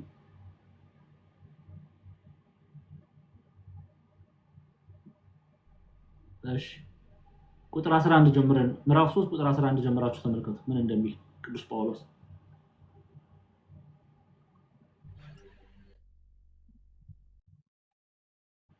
እሺ እርሱንም የትንሣኤውን ኃይልን እንዳውቅ ቅዱስ ጳውሎስ ነው የሚናገረው። በእስር ላይ ሆኖ እንደጻፈው ይነገራል። እርሱንም የትንሣኤውን ኃይል እንዳውቅ በመከራው እንድካፈል ወደ ሙታን ትንሣኤ ልደርስ ቢሆንልኝ በሞቱ እንድመስለው እመኛለሁ። ኦኬ ወደ ቀጣይ ክፍል እንሂድ። አሁን ግን እንዳገኘው ወይም አሁን ፍጹም እንደሆንኩ አይደለም፣ ነገር ግን ስለ እርሱ በክርስቶስ ኢየሱስ የተያዝሁበትን ያን ደግሞ ይይዛለሁ ብዬ እፈጥናለሁ። ኦኬ በምን አይነት በፍጹምነት ህይወት መመላለስ እንዳለብን ነው ቅዱስ ጳውሎስ የሚነግረን። እሺ ቀጥይ። ወንድሞች ሆይ እኔ ገና እንዳልያዝኩት እቆጥራለሁ፣ ነገር ግን አንድ ነገር አደርጋለሁ፣ በኋላዬ ያለውን እየረሳሁ በፊት ያለውን ለመያዝ እዘረጋለሁ። ምን ማለት ነው? በፊት ያለውን ለመያዝ እዘረጋለሁ ክርስቶስን። ኦኬ በፊት ያለውን ያለፈ ህይወትን እየረሳው ቅዱስ ጳውሎስ አሳዳጅ ነበረ። ሳኦል በሚለው ማንነቱ ሐዋርያት ሥራ ምዕራፍ 9ን ገብተን እንየው። ቤተክርስቲያንን ያሳድድ ነበረ። ክርስቲያኖች ላይ እጅ ይጭን ነበረ። በዛን ጊዜ ክርስቲያን ተብሎ አይደለም የሚጠሩት፣ የዚያ መንገድ ሰዎች ወይም ደቀ መዛሙርት ተብሎ ይጠራሉ። በአንጾኪያ ሐዋርያት ሥራ ምዕራፍ 11 ቁጥር 26 ላይ ነው ክርስቲያን የሚለውን ስያሜ ያገኙት። የዚያን መንገድ ሰዎች እጅ እየጫነ መከራ ይጭንባቸው ነበረ፣ ቤተክርስቲያንን ያሳድድ ነበር። ስለዚህ ያ ያለፈ ማንነትን እየረሳ ወደፊት ይዘረጋሉ ክርስቶስን እየተመለከተ። ይሄ ነው ክርስትና፣ እንዲህ ነው ክርስቶስን እያየን ወደፊት መዘርጋት ነው። ያለፈ ዘማዊ ልንሆን እንችላለን፣ አሳዳጅ ልንሆን እንችላለን፣ ዘረኞች ልንሆን እንችላለን who cares ንስሐ እስከገባን ድረስ ሰው የፈለገ ነገር ሊለን ይችላል ክርስቲያኖች እኛ ያንን እየረሳን ወዴት ነው መዘርጋት ያለብን ወደፊት ወደ ክርስቶስ ነው ሩጫችንን ማድረግ ያለብን ክርስቶስን እያየን ነው መጓዝ ያለብን እርሱን መስለን ነው ልንመላለስ የሚገባው ለዚህ በኋላ ያለውን እየረሳው በፊት ያለውን ለመያዝ እዘረጋለሁ በክርስቶስ ኢየሱስ ከፍ ከፍ ያለውን ይላል ከፍ አድርጉ በክርስቶስ ኢየሱስ ከፍ ከፍ ያለውን የእግዚአብሔርን መጥራት ዋጋ እንዳገኝ ምልክትን እፈጥናለሁ ይላል ከፍ ያለ ዋጋ አለ ቀድም ያዕቆብ እንደነገረን ጳውሎስ እንደነገረን ራሱን ቅዱስ ጳውሎስ በፊልጵስዩስ መልእክት ይላል ከፍ ያለውን የእግዚአብሔርን መንግስት እሱን ነው ጳውሎስ እየተመለከተ ወደፊት ምን ይዘረጋል እኛም መሆን ያለብን እንደዚህ ነው ለዚህ እንቀጥል አይ ቲንክ ከበቂ በላይ የቁጥር 10ን ተረስታችኋል ብዬ አስባለሁ ያልገባው አለ እንመለስ ወደ ያዕቆብ መልእክት ጤና ቶሎ በይ ምዕራፍ 4 ቁጥር 10 ግልጽ ነው ያልገባው እሺ እንመለስ ቁጥር 10 ላይ ያልገባው አለ በጌታ ፊት ራሳችሁን አዋርዱ ከፍ ከፍ የሚያደርጋችኋል ሲል እሺ ቁጥር 11 ላይ ነው እሺ ካልገባችሁ ጠይቁ ወንድሞች ሆይ እርስ በርሳችሁ አትተማሙ ይላል ወንድሞች ሆይ እርስ በርሳችሁ አትተማሙ ወንድሙን የሚያማ በወንድሙ የሚፈርድ ሕግን ያማል በሕግም ይፈርዳል በሕግም ብትፈርድ ፈራጅ ነህ እንጂ ሕግን አድራጊ አይደለህም ካለ በኋላ ሕግን የሚሰጥና ከፈር ሕግን የሚሰጥና የሚፈርድ አንድ ነው እርሱ ሊያድን ሊያጠፋ የሚችል ነው በሌላው ግን የምትፈርድ አንተ ማን ይላል አትፈራረዱ ኦኬ አንተ ፈራጅ ያደረገህ ማን ነው የሚፈርድ ሕግን የሰጠ ነው ማን ነው ሕግን አሁን ቅዱስ ጳውሎስ ይቅርታ ቅዱስ ያዕቆብ ሕግን የሰጠ ሲል ማንን ነው እየተናገረ ያለው መጽሐፍ አስረጅ ሰጣችኋለሁ በዛ ትይዛላችሁ ሕግን የሰጠ እግዚአብሔር ይሄን ደግሞ ወልደ ዘብዴዎስ የማርያም ባፍ ላይ ያለው ኢትዮጵያ ሊቃውንት ልጅ የሆነው ቅዱስ ዮሐንስ ይነግረናል ሕግን ማን ነው የሰጠ ቢሉ ሕግን የሰጠ እግዚአብሔር አምላክ ኦኬ ሕግን የሰጠው እግዚአብሔር አምላክ ነው ሊፈርድ የሚችለው የሚፈርደው ሕግን የሰጠው እግዚአብሔር እንጂ እኔና እናንተ አይደለም በዮሐንስ ወንጌል ምዕራፍ 5 ቁጥር 22 ላይ አብ በአንድስ እንኳን አይፈርድም ፍርድን ለማን ሰጠ ይላል ለወልድ ሰጠ ይላል ኦኬ ስሙ የኢየሱስ ክርስቶስ አምላክነት ላይ ጥያቄ የሚያነሱ ሰዎች ኦኬ ኢየሱስ ክርስቶስ አምላክ እንዳልሆነ አድርገው የሚናገሩ መናፍቃን ይሄንን ቃል ቢሰሙት ደስ ይለኛል ስሙ አንዴ ሁለተኛ ዮሐንስ ላይ እንዴ አንዴ ጤናዬ ወደ ዮሐንስ መልእክተ ዮሐንስ ላይ ነው ይልኝ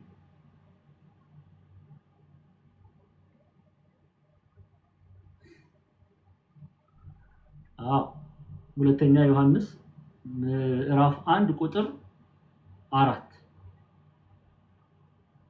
3 እና 4ን አንድ ላይ አድርገን እናነባዋለን 3 እና 4ን ተመር ከእግዚአብሔር አብና ከአብ ልጅ ከኢየሱስ ክርስቶስ ጸጋና ምሕረት ሰላምም በእውነት በፍቅር ከኛ ጋር ይሆናሉ ካለ በኋላ እቺን ክፍል በደንብ ከዚህ ፊት ምን ማለት እንደሆነ አብራርቻለሁ ይሄው እዚህ ጋር ትእዛዝ ከአብ እንደተቀበልን ከልጆችሽ በእውነት የሚሄዱ አንዳንዶች ስላገኘኋቸው እጅግ ደስ ብሎኛል ትእዛዝን ከማን ነው የተቀበልነው አለ ከእግዚአብሔር ዘንድ ትእዛዝን የተቀበልነው ከማን ዘንድ ነው ከእግዚአብሔር ዘንድ ነው ይለናል ያ ቅዱስ ዮሐንስ ስለዚህ ቅዱስ ያዕቆብ ትእዛዝን የሰጠ ነው ሊፈርድብን የሚችለው ከመኖር ወደ አለመኖር ኦኬ ከመኖር ወደ አለመኖር ቅጣትን ሊያወርድ የሚችል ሊፈርድብን የሚችል እግዚአብሔር አምላክ ነው ትእዛዝን ከአብ እንደተቀበልን ከልጆችሽ በእውነት የሚሄዱ አንዳንዶችን ስላገኘኋቸው እጅግ ደስ ብሎኛል ምን ይላል ፍርድን የሚሰጥ እግዚአብሔር አምላክ ነው ይላል ኦኬ በዮሐንስ ወንጌል ኢየሱስ ክርስቶስ እግዚአብሔር አምላክ ነው ፍርድን ደግሞ የሚሰጥ መጽሐፍ ደግሞ ይላል በዮሐንስ ወንጌል ምዕራፍ 5 ቁጥር 22 ላይ ነው ኢየሱስ ክርስቶስ እግዚአብሔር አምላክ ነው በዮሐንስ ወንጌል ምዕራፍ 5 ቁጥር 22 ላይ በሰዎች ላይ በትንሳኤ ዘጉባኤ ነው የምናወራው ሊፈርድ የሚችለው ማን ነው ይላል ይሄው ሰዎች ሁሉ አብን እንዲያከብሩ ወልድን ያከብሩት ዘንድ አለ በስልጣን የተካከለ አብ ወልድ መንፈስ ቅዱስ ኦኬ ስለዚህ ሰዎች ሁሉ አብን እንዲያከብሩት ወልድን ያከብሩት ዘንድ በስልጣን መተካከሉን ወልደ እግዚአብሔር ሲነግረን ነው። ራሱ እግዚአብሔር መሆኑን ሲነግረን ነው። ምን ይላል? ሰዎች ሁሉ አብን እንደሚያከብሩት ወልድን ያከብሩት ዘንድ ፍርድን ሁሉ ለወልድ ሰጠው እንጂ አብ በአንድ ሰው እንኳን ፍርድን አይፈርድም። ሰው በአንድ ሰው እንኳን አይፈርድም። ወልድን የሚያከብር የላከውን አብን ከፍ እያደረሻ እንዴ ወልድን የሚያከብር የላከውን አብን ወልድን የማያከብር የላከውን አብን አያከብርም። አንድነታቸውን ሲገልጥ ነው። ምስጢረ ሥላሴ ላይ እግዚአብሔር አብ፣ እግዚአብሔር ወልድ፣ እግዚአብሔር መንፈስ ቅዱስ አንድነታቸውን ሲገልጽ በስልጣን መተካከላቸውን ሲቀር አብ ከወልድ እንደማይበልጥ ወይም እንደማያንስ፣ ወልድ ከአብ እንደማይበልጥ ወይም እንደማያንስ፣ መንፈስ ቅዱስ ከአብም ከወልድም እንደማይበልጥ ወይም እንደማያንስ ሲገልጽ ምን አለ? አብ ወልድን ከፍ እንደገና ወልድን ያከብሩት ዘንድ ፍርድን ሁሉ ለማን ሰጠው አለ? ፍርድን ሁሉ ለወልድ ሰጠው እንጂ አብ በአንድ ሰው እንኳን አይፈርድም ይላል። ወልድ የተባለ ማን ነው? ስግው ቃል ኢየሱስ ክርስቶስ። ኦኬ፣ ኢየሱስ ክርስቶስ እርሱ ፈራጅነቱን ነው የሚናገረው። ስለዚህ እግዚአብሔር የሰጠውን ቃል እግዚአብሔር የሰጠውን ሕግ ስርዓት የሚፈርደው ሰጪው ነው። እግዚአብሔር ነው የሚፈርደው። ኦኬ፣ ስለዚህ እግዚአብሔር አምላክ ነው ሊፈርድብን የሚችለው ይላል ያዕቆብ። ወደ ያዕቆብ መልእክት እንመለስ። አንዴ ወደ ያዕቆብ መልእክት እንመለስ። ያዕቆብ ምዕራፍ 4 ላይ ነው ያለው። በደንብ አድርጋችሁ ስሙ። ሕግን የሰጠ ማን ነው? እግዚአብሔር አምላክ። ኦኬ፣ እግዚአብሔር አምላክ። ስለዚህ ወንድሞች ሆይ እርስ በርሳችሁ አትተማሙ። ወንድሙን የሚያማ በወንድሙ የሚፈርድ ሕግን ያማል በሕግም ይፈርዳል። ምን እያለ ነው? ሕግን ያማል በሕግም ይፈርዳል። ፈራጅ የሆነው ኢየሱስ ክርስቶስ ሆኖ ሳለ፣ ሕግን የሰጠው እርሱ ሆኖ ሳለ፣ መፍረድ የእርሱ ስራ ሆኖ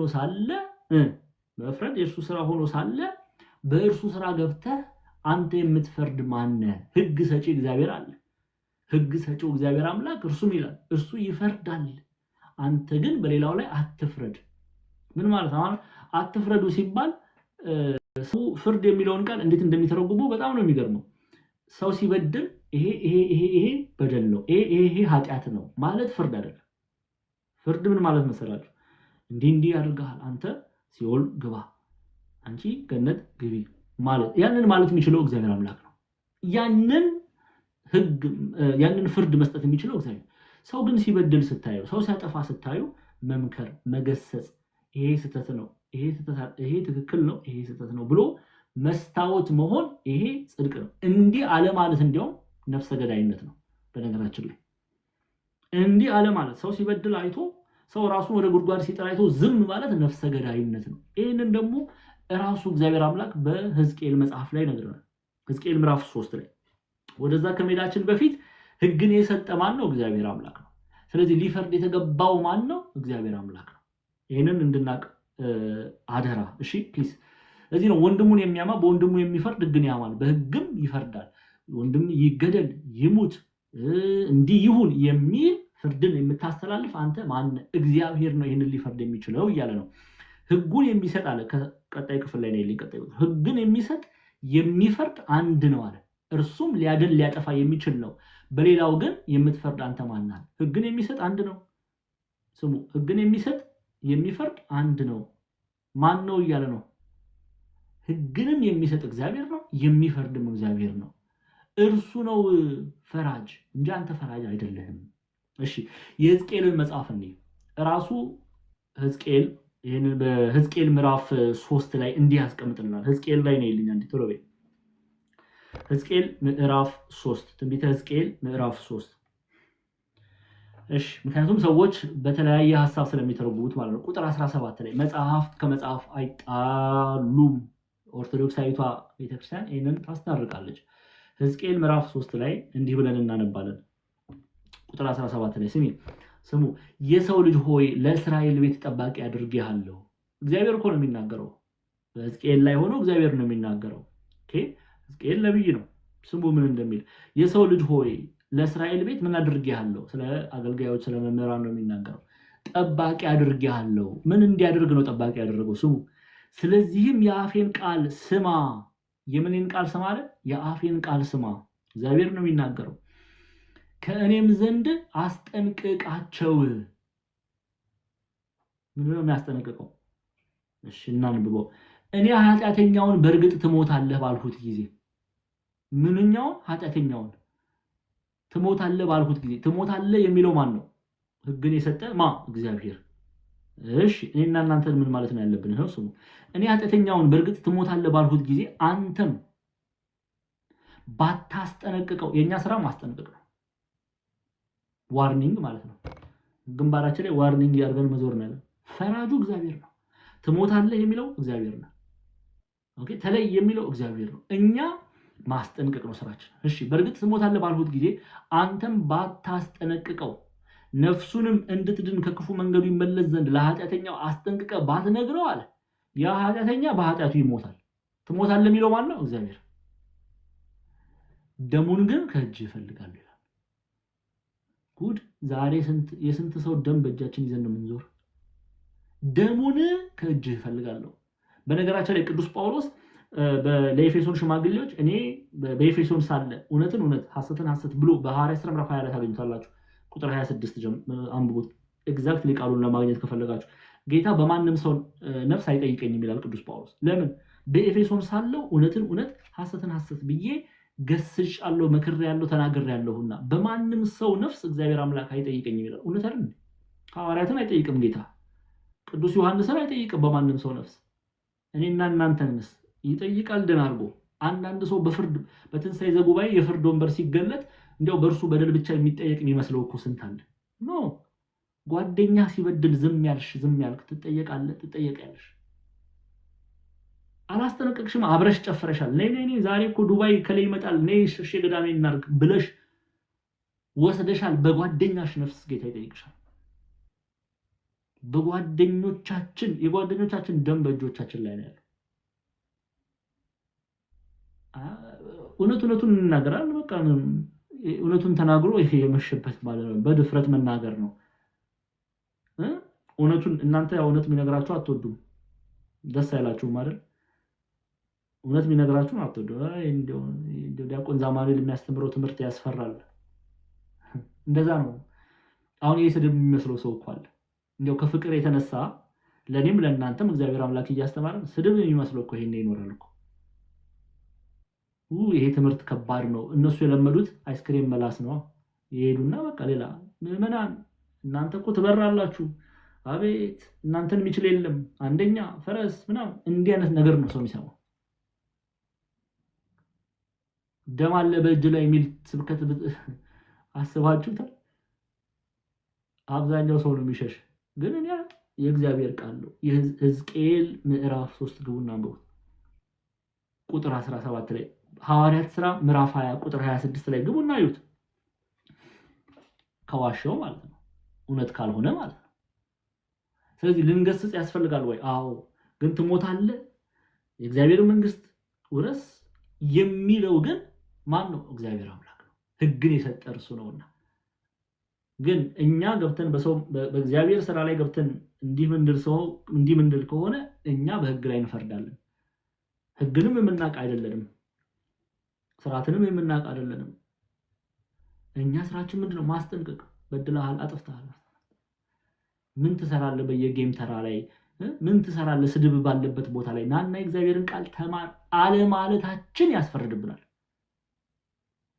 እንደው አልገባኝም ዲያቆን ዛማኑኤል አሁንም ምትሉ ካላችሁ እንደው በደንብ አድርጎ እንደው ከደምና ከስጋ ጋር እናዋሃዱ ይሄን ቃል አይሻልም እናዋሃዱ አይደለ ቅዱስ ያዕቆብ ይሄን ሲናገር ከየት ያመጣ መሰላችሁ ራሱ መጽሐፍ በመጽሐፍ ይብራራል ስሙ ያዕቆብ ምዕራፍ 4 ፍጻሜ ላይ ነው ይል ያዕቆብ ምዕራፍ 4 ጤናዬ ያዕቆብ ምዕራፍ 4 ፍጻሜው ላይ ነው ይል ያዕቆብ ራሱ የተናገረውን ቃል በቃሉ ሲያብራራ ተመልከቱ ምዕራፍ 4 ቁጥር ፍጻሜው ላይ መጨረሻው ላይ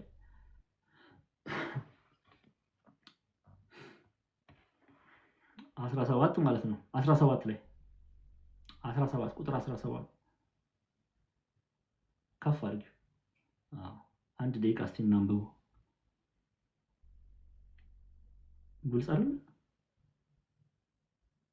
ግልጽ ነው አይደለም እያነበባችሁ ነው ጎበዞች ምንድነው ዝም አላችሁ አረ እባካችሁ እኔ እየለመንኩ ነው የምታወሩት ግልጽ ነው አይደለም ግልጽ ነው መምህር አይ ጨጓራዬን እኮ በቃ ገና በዚህ ምንድነው የሚለው? እንግዲህ በጎ ለማድረግ አውቆ ለማይሰራው ኃጢአቱ ነው። ታዲያ ጳውሎስ ተናገረ፣ ያዕቆብ ተናገረ፣ እግዚአብሔር ተናገረ። አይበቃም? ምስክርነት በሶስት ይበቃናል? አይበቃንም? ዛሬ ስንቶቻችን መልካም የሆነ ነገር አይተን ኧረ እኔ ምን አገባኝ ብለን ሄደናል? እኔም እናንተም ሄደናል አልሄድንም? እስቲ ስንት የለመንን የመጽሐፍ ቅዱስ ጥናት ሐዋርያዊ ተልእኮ የሚሄድ ስንል ሐዋርያዊ ተልእኮ መላክ መልካም እንደሆነ ታውቃላችሁ። ግን እምቢታን የመረጣችሁ ሰዎች ያ ኃጢአት ሆኖ ተቆጥሮባችኋል። የእግዚአብሔርን ቃል ሰዎች እንዳይሰሙ መሰናክል የሆናችሁ ብዙ ሰዎች አላችሁ።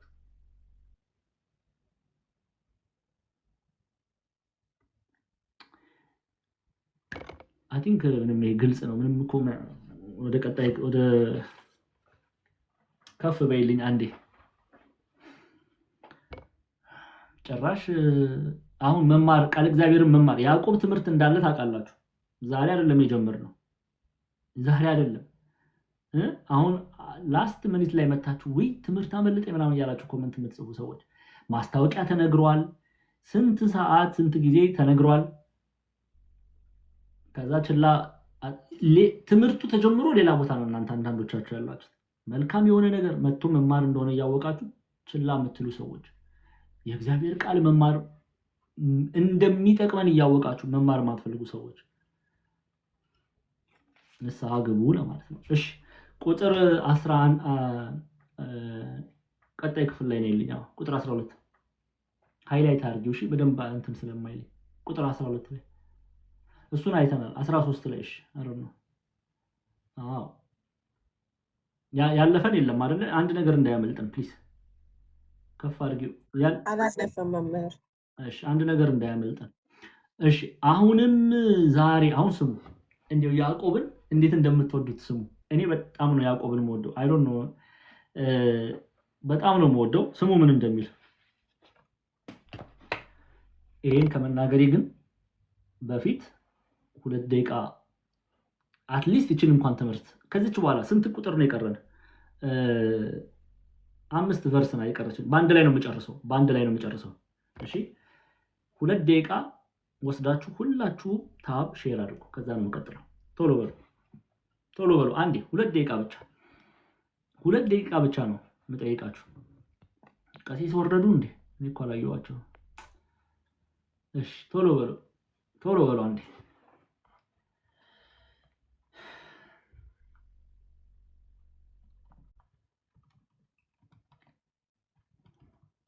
ሁለት ደቂቃ ብቻ።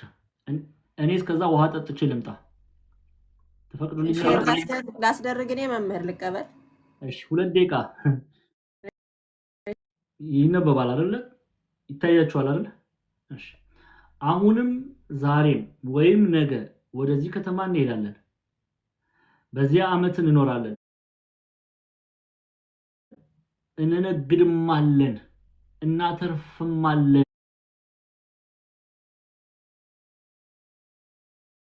የምትሉ እናንተ ተመልከቱ ይላል። ህይወታችሁ ምንድነው? ጥቂት ጊዜ ታይቶ ኋላ እንደሚጠፋ እንፋሎት ናችሁና ይላል። ኦኬ እቺን ቨርስ መጀመሪያ ቨርስ ባይ ቨርስ እና ሁለቷን እናብራራ። ይሄ ክፍል እየተነገረ ያለው ስለማን ነው? ኦኬ አሁን መተርጉማን መነገድ ኃጢአት ነው ወይ? አይደለም። ኦኬ ከፍ በይ አንዴ በይ። መነገድ ኃጢአት ነው ወይ? አይደለም። በዚያም ዓመት እንኖራለን እናተርፍማለን የምትሉ እናንተ ተመልከቱ። ነገ የሚሆነውን አታውቁም ምን ይላል? ሰው ሰርቼ እለወጣለሁ ብሎ መነሳቱ ኃጢአት ነው ወይ ይላሉ አባቶቻችን። አይደለም። ኦኬ ታዲያ ቅዱስ ያዕቆብ ስለምን ይሄንን እንዲህ ባለ አገላለጽ ተናገረ? አሁን እዚህ ጋር ነው ትርጉም እየተማራችሁ አይደል? ትርጓሜ እየተማራችሁ አይደል? የቤተክርስቲያንን ትምህርት ለማወቅ እየተማራችሁ አይደል? የመጽሐፍ ቅዱስ እውነት ያዕቆብ እየተናገረ ያለው ያለ እግዚአብሔር ፈቃድ የእግዚአብሔር ፈቃድ የሌለበት መመኘትን ነው። እግዚአብሔር ችላ የተባለበት መመኘትን፣ የእግዚአብሔር መሻት ያልተጠየቀበት መመኘትን ነው እየተናገረ ያለው። ማወቅና መረዳት ያስፈልጋል። እንደው ዝም ብሎ ጥራዝ ነጠቅ ዕውቀት ይዘናል ለመመላለስ ያለብን። ምንድነው ያዕቆብ እያለ ያለው? እሺ ስሙ ያዕቆብ የሚለው አሁንም ዛሬ ወይም ነገ ወደዚህ ከተማ እንሄዳለን የተሻለ ኑሮ ለማግኘት። ሰው ከኢትዮጵያ ወደ አሜሪካን ይመጣል የተሻለ ኑሮ ለማግኘት አይደለ? አዎ። ኃጢአት ነው? አይደለም። የተሻለ ኑሮ መፈለግ ኃጢአት ነው? አይደለም። ስራም ሰርቶ መለወጥ ኃጢአት ነው? አይደለም። ኃጢአት የሚሆነው መች ነው? ስሙ አሁንም ዛሬ ወይም ነገ ወደዚህ ከተማ እንሄዳለን፣ በዚያም ዓመት እንኖራለን፣ እንነግድማለን፣ እናተርፍማለን የምትሉ እናንተ ተመልከቱ፣ ነገ የሚሆነውን አታውቁምና ሕይወታችሁ ምንድነው? ጥቂት ጊዜ ታይቶ ኋላ እንደሚጠፋ እንፋሎት ናችሁና ይላል። እሺ ምን እያለ ነው ያዕቆብ? ሰው ወደ ሌላ ሀገር ቢሄድ እግዚአብሔርን ይዞ ቢሄድ መልካም። እግዚአብሔርን ግን ትቶ ሰዎች አሁን ከኢትዮጵያ ወደ አሜሪካ ሲመጡ ቀድሞ የነበራቸው መንፈሳዊ ህይወት የለም። ቢዚ ነን ይላሉ። እዚህ መጥተው ስራ ምናምን ይጠመዱና ለእግዚአብሔር ምን ይላቸው ጊዜ የላቸው። ይሄ ትልቅ በደልና ኃጢአት ነው። መጽሐፍ ቅዱሳዊ የሆነ እውነት ተው። ወደ አረብ ሀገርም ልትሄዱ ትችላላችሁ፣ በተለያየ ቦታ ለጸሎት ጊዜ የሌላቸው ሰዎች አሉ። ቀድሞ ቤተክርስቲያንን እነሱ ነበሩ። የቤተክርስቲያን በር ከፋች፣ ቤተክርስቲያን በር ከፋች እነሱ ነበሩ። ግን ምን ሆነ? የሚጸልዩት ጸሎት መልስ ሲያገኝ እግዚአብሔርን ችላ ያሉ ሰዎች አልገጠሟችሁ? ያዕቆብ እየተናገረ ያለው እነሱን ነው። ኦኬ ሀገር ቀይረው በስራ ምክንያት እግዚአብሔርን የረሱ እነርሱ ምንድን ናቸው? እነርሱን ነው እየተናገረ ያለው ያዕቆብ። ያ ማንነታቸው በዛ አይነት መንገድ መመላለስ ኃጢአት ነው፣ በደል ነው፣ እግዚአብሔርን መርሳት። መጽሐፍ ቅዱሳዊ እናድርገው አይደለ? ወደ ራዕይ ዮሐንስ እንመለስ። ዮሐንስ ራዕይ ምዕራፍ 2 ላይ ነው ያለኝ ጤና ከቁጥር 1 በምዕራባዊ ቱርክ ባለችዋ ኤፌሶን የተነገረውን ቃል ስሙ። መልእክቱን የሚልከው ክርስቶስ ነው። ቤተክርስቲያናችን ቅዱስ ዮሐንስ እንደሚጽፈው ይናገራሉ። ቅዱስ ዮሐንስ ተብሎ ይታመናል። ኢትዮጵያውያንም ግብፃውያንም እስራኤላውያን ቤተክርስቲያን አብዛኞቹ የሚታመነው እንደዛ ነው። ኤኒዌይስ መልእክቱ ግን ላኪው ማን ነው? ኢየሱስ ክርስቶስ ነው። ስሙ ምን እንደሚል በኤፌሶን ወዳለው ወደ ቤተክርስቲያን መልአክ እንዲህ ብለህ ጻፍ። እሺ በቀኝ እጅ 7 ከዋክብት የያዘው በሰባቱም የወርቅ መቅረዞች ከፍ ያለሽ መካከል የሚሄደው እንደዚህ ይላል። ክርስቶስ ነው እንዲህ የሚለው ስራህን፣ ድካምህን፣ ትዕግስትህን አውቃለሁ። ልትታገስም እንዳትችል እንዲሁም ሳይሆኑ ሐዋርያት ነን የሚሉትን መርምረህ ሐሰተኛ ሆነው እንዳገኛቸው አውቃለሁ። ታግሰህማል፣ ስለ ስሜም ብለህ ጸንተህ አልደከምህም። ዳሩ ግን የምነቅፍብህ ነገር አለኝ። ለምንድን ነው የሚነቅፍበት ነገር አለ? የቀደመውን ፍቅርህን ትተሃል። በቀደመው መጽሐፍትን በማንበብ በመጽሐፍ የበረታ ሐሰተኞችን በመለየት እውነተኞችን ከሐሰተኞች በመለየት አውቃለሁ። ያ የቀደመው ፍቅርህን ግን አሁን ትተሃል። ስለዚህ የቀደመውን ፍቅርህን ትተሃልና ምን ይጠብቅሃል ይለዋል። ስሙ እንግዲህ ከወዴት እንደወደቅክ አስብ፣ ንስሐም ግባ፣ የቀደመውን ስራህን አድርግ፣ አለበለዚያ ይላል። ያው ስሙ አለዚያ እመጣብሃለሁ፣ ንስሐም ባትገባ ነቅረዝህን ከስፍራ ወስዳለሁ። ነቅረዝህን ከስፍራ ወስዳለሁ ቢለው በብዙ ይተረጉማሉ። እገድልሃለሁ ተብሎ ይተረጉማል። ነቅረዝ ከስፍራ ወስዳለሁ ሲለው የእግዚአብሔር መንግስት ትለያለህ፣ ጸጋህን እነሳሃለሁ፣ ፍርድን እንደሚፈረድበት በብዙ ይፈቱታል። ብቻ ግን የቀደመውን ፍቅሩን ስለተወ ፍርድን እግዚአብሔር አምላክ ካልተመለሰ ንስሐ ካልገባ እንደሚፈርድበት ይነግረዋል።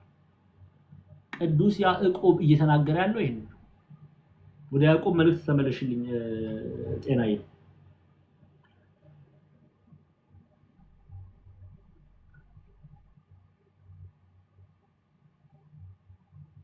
አዎ ይሄንን እየተናገረ ያለው ቅዱስ ያዕቆብ አሁንም ዛሬም ወይም ነገ ወደዚህ ከተማ እንሄዳለን፣ በዚያም ዓመት እንኖራለን፣ እንነግዳለን፣ እናተርፋለን የምትሉ እናንተ የእግዚአብሔርን ፈቃድ ሳትጠይቁ የእግዚአብሔርን መሻት ሳትጠይቁ እግዚአብሔርን በህይወታችሁ ላይ ዋና ሳታደርጉ ሄጄ ሰርቼ ተለውጬ ነግጄ አተርፋለሁ የምትሉ እናንተ እሺ እናንተ ተመልከቱ ነገ የሚሆነውን አታውቁምና ይላል። ምክንያቱም ነገ የሚሆነውን የሚያውቅ ማን ነው? እግዚአብሔር አምላክ። ኦኬ ነገ ሊሆን የሚችለውን የሚያውቀው እግዚአብሔር አምላክ ነው። እነሱ ነገ ሊያገኛቸው የሚችለውን የሚያውቀውን እግዚአብሔር አምላክ ችላ ብለው እነሱ በራሳቸው መሻት ያለ እግዚአብሔር እርዳታ ያለ ጸሎት ምን አደረጉ? ወጡ፣ ለመነገድ ሄዱ። እግዚአብሔርን ትተው ማለት ነው። የቀደመውን ፍቅራቸውን ትተው አሁን ምን እንደሚላቸው ተመልከቱ። ህይወታችሁ ይላል። ይሄው ህይወታችሁ ምንድነው? ጥቂት ጊዜ ታይቶ ኋላ እንደሚጠፋ እንፋሎት ናችሁና ይላል።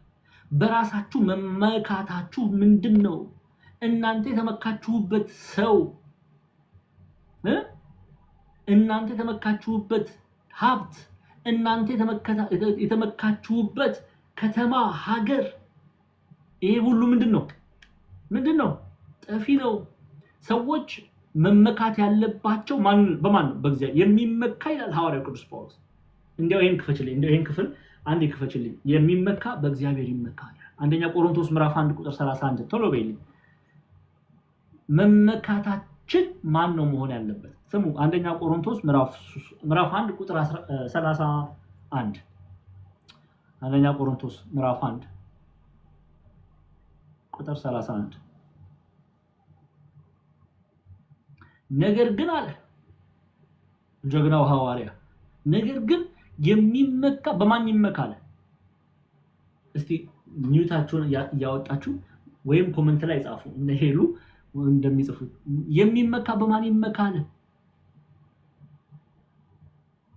በእግዚአብሔር ይመካ።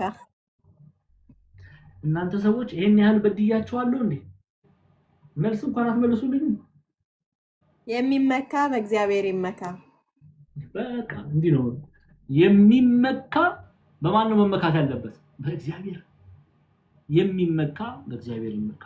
የሚመካ በእግዚአብሔር ይመካ።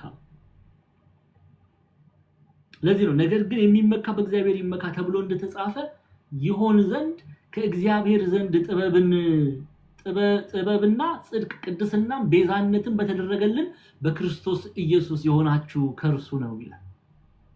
ሰው መመካት ትፈልጊያለሽ? መልካም ነው መመካት፣ መጥፎ አይደለም። መመካት በእግዚአብሔር ከሆነ መልካም። ሂሩት መመካት ያለባት በእግዚአብሔር ነው። ሀንዬ መመካት ያለባት በእግዚአብሔር ነው። እኔና እናንተ መመካት ያለብን በእግዚአብሔር ነው። ችግሩ እኛ ግን በእግዚአብሔር አንመካም። እንደነዚህ ያዕቆብ እንደገለጣቸው ሰዎች በከተማም ይመካዋል። በከተማ አሁን ተመልከቱ። ወደ ያዕቆብ እንመለስ ጎበዞች፣ ወደ ያዕቆብ እንመለስ። ተመልከቱ። እየገባችሁ ነው ያዕቆብ መልእክት ግን እናንተ የተማራችሁ ስለሆነ ይገባችኋል። ሌሎቹ ተውስቲ በስንቱ እንዘን። አንዴ ነይልኝ ወደ ያዕቆብ ወደ ያዕቆብ ምዕራፍ 4 ፍጻሜ ላይ ነይልኝ። ጤናዬ ወዴት ሄድሽ? ፍጻሜ ላይ ነው ያልኩት። ምዕራፍ 4 ቁጥር 13 ላይ ነይልኝ። ይሄው አሁንም ዛሬም ወይም ነገ ወደዚህ ከተማ እንሄዳለን፣ በዚያም ዓመት እንኖራለን፣ እንነግድማለን፣ እናተርፍማለን የምትሉ እናንተ ተመልከቷል። ነገ የሚሆነውን አታውቁምና። ኦኬ እነሱ የተመኩት በማን ነው? የተመኩት በሚሄዱበት ሀገር። ለምሳሌ አሁን እናንተና እኔ እንድንረዳ በደንብ ግልጽ ሰዎች አሜሪካን ተመክተው ከኢትዮጵያ የሚወጡ ሰዎች አሉ አይደል? እግዚአብሔርን ረስተው የለም እኮ እግዚአብሔር የሚለው ቃል እንኳን የለም በህይወታቸው ውስጥ። እነሱ መመካታቸው አሜሪካን የሆነባቸው ሰዎች አሉ። እንዲያው የአሜሪካን ሄጄ ሰርቼ ለፍቼ እናቴን አሳልፍላታለሁ የሚሉ ሰዎች። እግዚአብሔር መመካት ያለብን በእግዚአብሔር ሆኖ ሳለ እግዚአብሔርን ከጸሎታቸው አውጥተው መመካታቸው በከተማ የሆነባቸው ሰዎች አሉ። ሌሎች ተው በገንዘብ የሚመኩ ሰዎች አሉ። በገንዘብ ባላቸው ገንዘብ አንድ ታሪክ ልንገራችሁ። ስለ ሰውየው ማንነት ምን ሆነ አላወራም አላነሳም። እና ብዙ አመት አሜሪካ ኖሯል። በሰሜን አሜሪካ ኖሯል። ይሄ በደንብ የሚታወቅ ታሪክ ነው። እና በጣም ብዙ ብር በቃ ሰርቶ አልኳችሁ ኢትዮጵያ ትልቅ ፎቅ ሰርቷል። እውነተኛ ታሪክ ነው የምነግራችሁ። ፎቁ የሰራው ፎቅ ሊመረቅ ጥቂት ቀን ሲቀረው ሞተ። እየሰማችሁ ነው? የሰራው ሀብት፣ የሰራው ፎቅ፣ የሰራው ንብረቱ ቤቱ ሊመረቅ ጥቂት ቀን ሲቀረው ሞተ። እንዲህ ነው በቃ። ስም አላነሳም ማንሳት ስለማልፈልግ ነው። ሰው በእግዚአብሔር ላይ መመካቱን የማያደርግ ከሆነ እንዲህ ነው የሚሆነው። ግልጽ ነው። አናቅማ ነገ ምን እንደሚፈጠር አናቅም። እነዚህ ሰዎች ምንድነው ያደረጉት? እንሄዳለን አሉ፣ ወደ ከተማ እንወጣለን አሉ። ያዕቆብ ሜንሽን የሚያደርጋቸው እሺ። ከዛስ ምን እናደርጋለን አሉ? እናተርፍማለን አሉ። እሺ። እንነግደንማለን አሉ። እሺ። እግዚአብሔር ግን በህይወታቸው ሲፈተሽ የለም። የነሱ መመካት የሚገቡበት ከተማ፣ የነሱ መመካት የሚሸጡት የሚነግዱት ንግድ፣ የነሱ መመካት ትርፋቸው ገንዘባቸው ነው ያደረጉት። እነሱን ነው እየተናገረ ያለው። ስለዚህ ምን ይላል? ህይወታችሁ ምንድነው? ጥቂት ጊዜ ታይቶ ኋላ እንደሚጠፋ እንፋሎት ናችሁና። የሰው ህይወት እንዲህ ነው። ታይቶ እንደሚጠፋ እንፋሎት ናችሁ። እንዴት በሰው ትመካላችሁ? እንዴት በምትሄዱበት ከተማ ትመካላችሁ? እንዴት ባላችሁ ንብረት ትመካላችሁ? የሚጠፋ የሚበተን ነገር ነው። በዚህ ፋንታ ግን አለ፣ በዚህ ፋንታ ምን ማድረግ አለባችሁ አለ። ተመልከቱ። ጌታ ቢፈቅድ ብንኖር ይህን ወይም ያን እናደርጋለን ማለት ይገባችኋል አለ። አትስሩ እያለ አይደለም ያዕቆብ። ክርስቲያን ጎበዝ ሰራተኛ ነው መሆን ያለበት፣ ሰነፍ ሰራተኛ መሆን የለበትም። ሐዋርያው ቅዱስ ጳውሎስ ያስተምራል። ታታሪ ታማኝ ሰራተኛ ነው መሆን ያለበት። ግን በምንኖረው የህይወት ሰልፍ ላይ እግዚአብሔርን እናስቀድም። አንድ ነገር ከማድረጋችን በፊት አሁን ለምሳሌ ዱባይ ሄጄ፣ ሳውዲ አረቢያ ሄጄ፣ ቤይሩት ሄጄ እንደዚህ ሄጄ ሰርቼ ምናምን እንላለን ይላሉ እህቶቻችን። መልካም ነው ይሄን መመኘታቸው። ግን ጌታ ቢፈቅድ የእግዚአብሔር ፈቃድ ቢሆን የእግዚአብሔር መሻት ቢሆን የእግዚአብሔር እርዳታ ቢሆን እስቲ መድኃኒዓለምን ጠይቀዋለሁ፣ እስቲ መብርሃንን አማልጅኝ እላታለሁ፣ እንዲያስብያለሁ ልንል ያስፈልጋል። ያንን ነው ያዕቆብ እያለ ያለው እንጂ እግዚአብሔርን አውጥተን እንዲያው ሰርቼ ተለውጬ እንደዚህ ሆናለሁ የምንለው ማንነታችን ጥፋትን ያመጣል፣ ሞትን ያመጣል። ኢትዮጵያን መተርጉማን እንደዚች ያለችዋ ትምክት አጥፊ ናት ይላል። ኦኬ፣ እንዲህ አይነቷ ትምክት አጥፊ ናት። በራስ ተነሳሽነት እግዚአብሔር የሌለበትን ሀብት፣ ንብረት፣ ትምክት፣ መመካት፣ በራስ መመካት፣ በንብረት መመካት፣ እንዲህ ያለችዋ ትምክት አጥፊ ናት።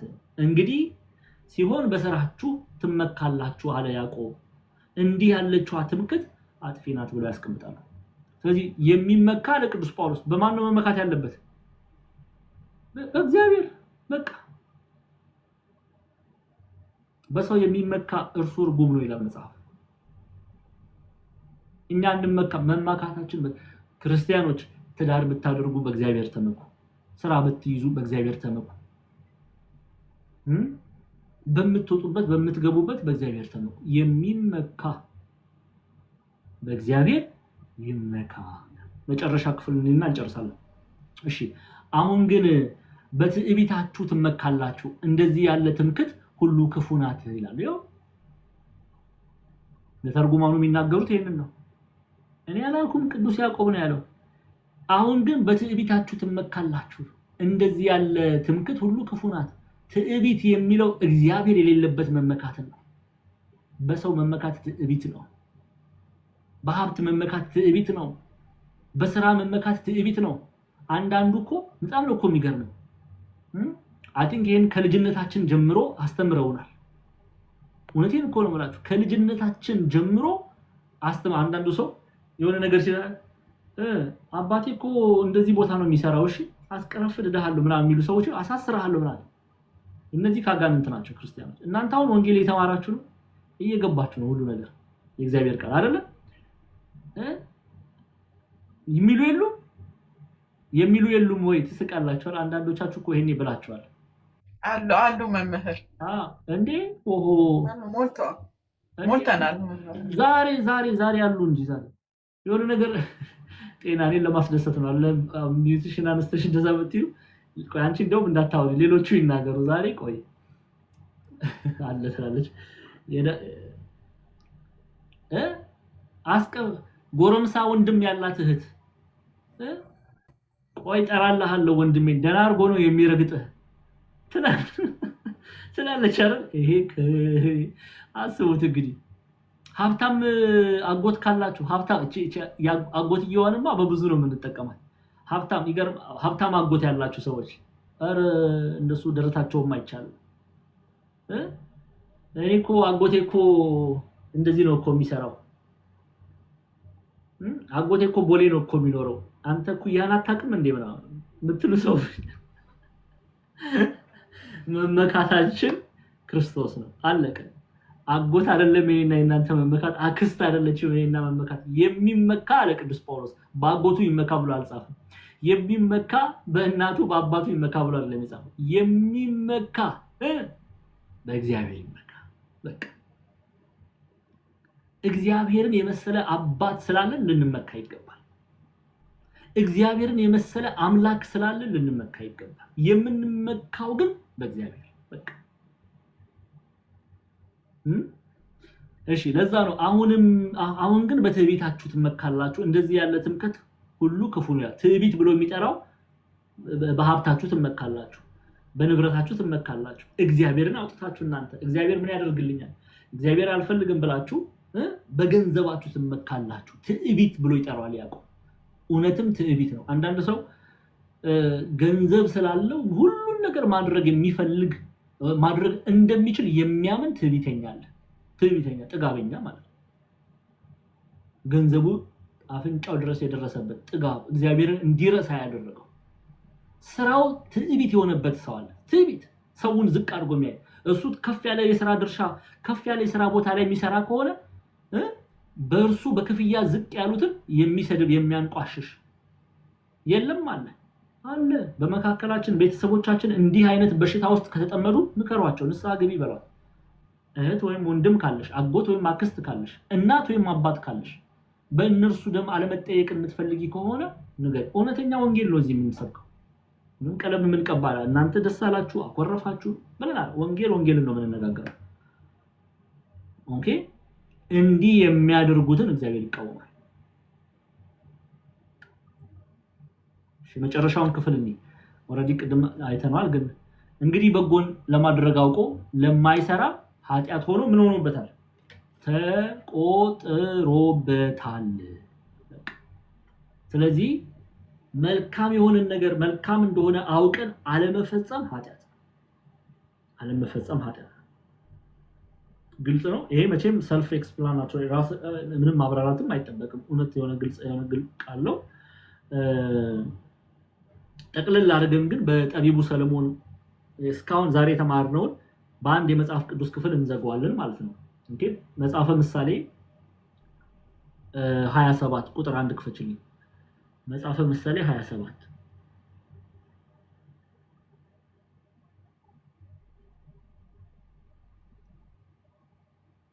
መጽሐፈ ምሳሌ 27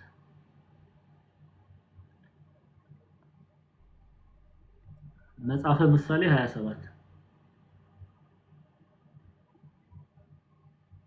ያው ቀን የሚያመጣውን ምን እንደሆነ አታውቅምና ነገ በሚሆነው አትመካ ቀን የሚያመጣው ምን እንደሆነ አታውቅምና ነገ በሚሆነው አትመካ ስለዚህ ሁሌ ልንመካ የሚያስፈልገው በእግዚአብሔር ነው በሌላ በምንም አይደለም በእግዚአብሔር እናንተ ብቻ አይደላችሁም በእግዚአብሔር ቅዱሳን ሁሉ የሚመኩት በእግዚአብሔር ቅዱስ ሚካኤል ይመካል ቅዱስ ሚካኤል በነገራችን ላይ የሚመካው ግን በእግዚአብሔር በክርስቶስ ቅዱስ ገብርኤል የሚመካው ኃይሉ ከእግዚአብሔር ነውና በእግዚአብሔር ነው እና እንዲያው ምንወዳት ምንሰፈሰፍላት እናታችን ቅድስት ድንግል ማርያም ትመካለች የምትመካው በማን ነው በልጇ አቤት እንዴት ደስ ይላል እናቱ እኮ ናት ግን በልጇ ነው የምትመካው በሀብት አትመካ ምድራዊ ንብረት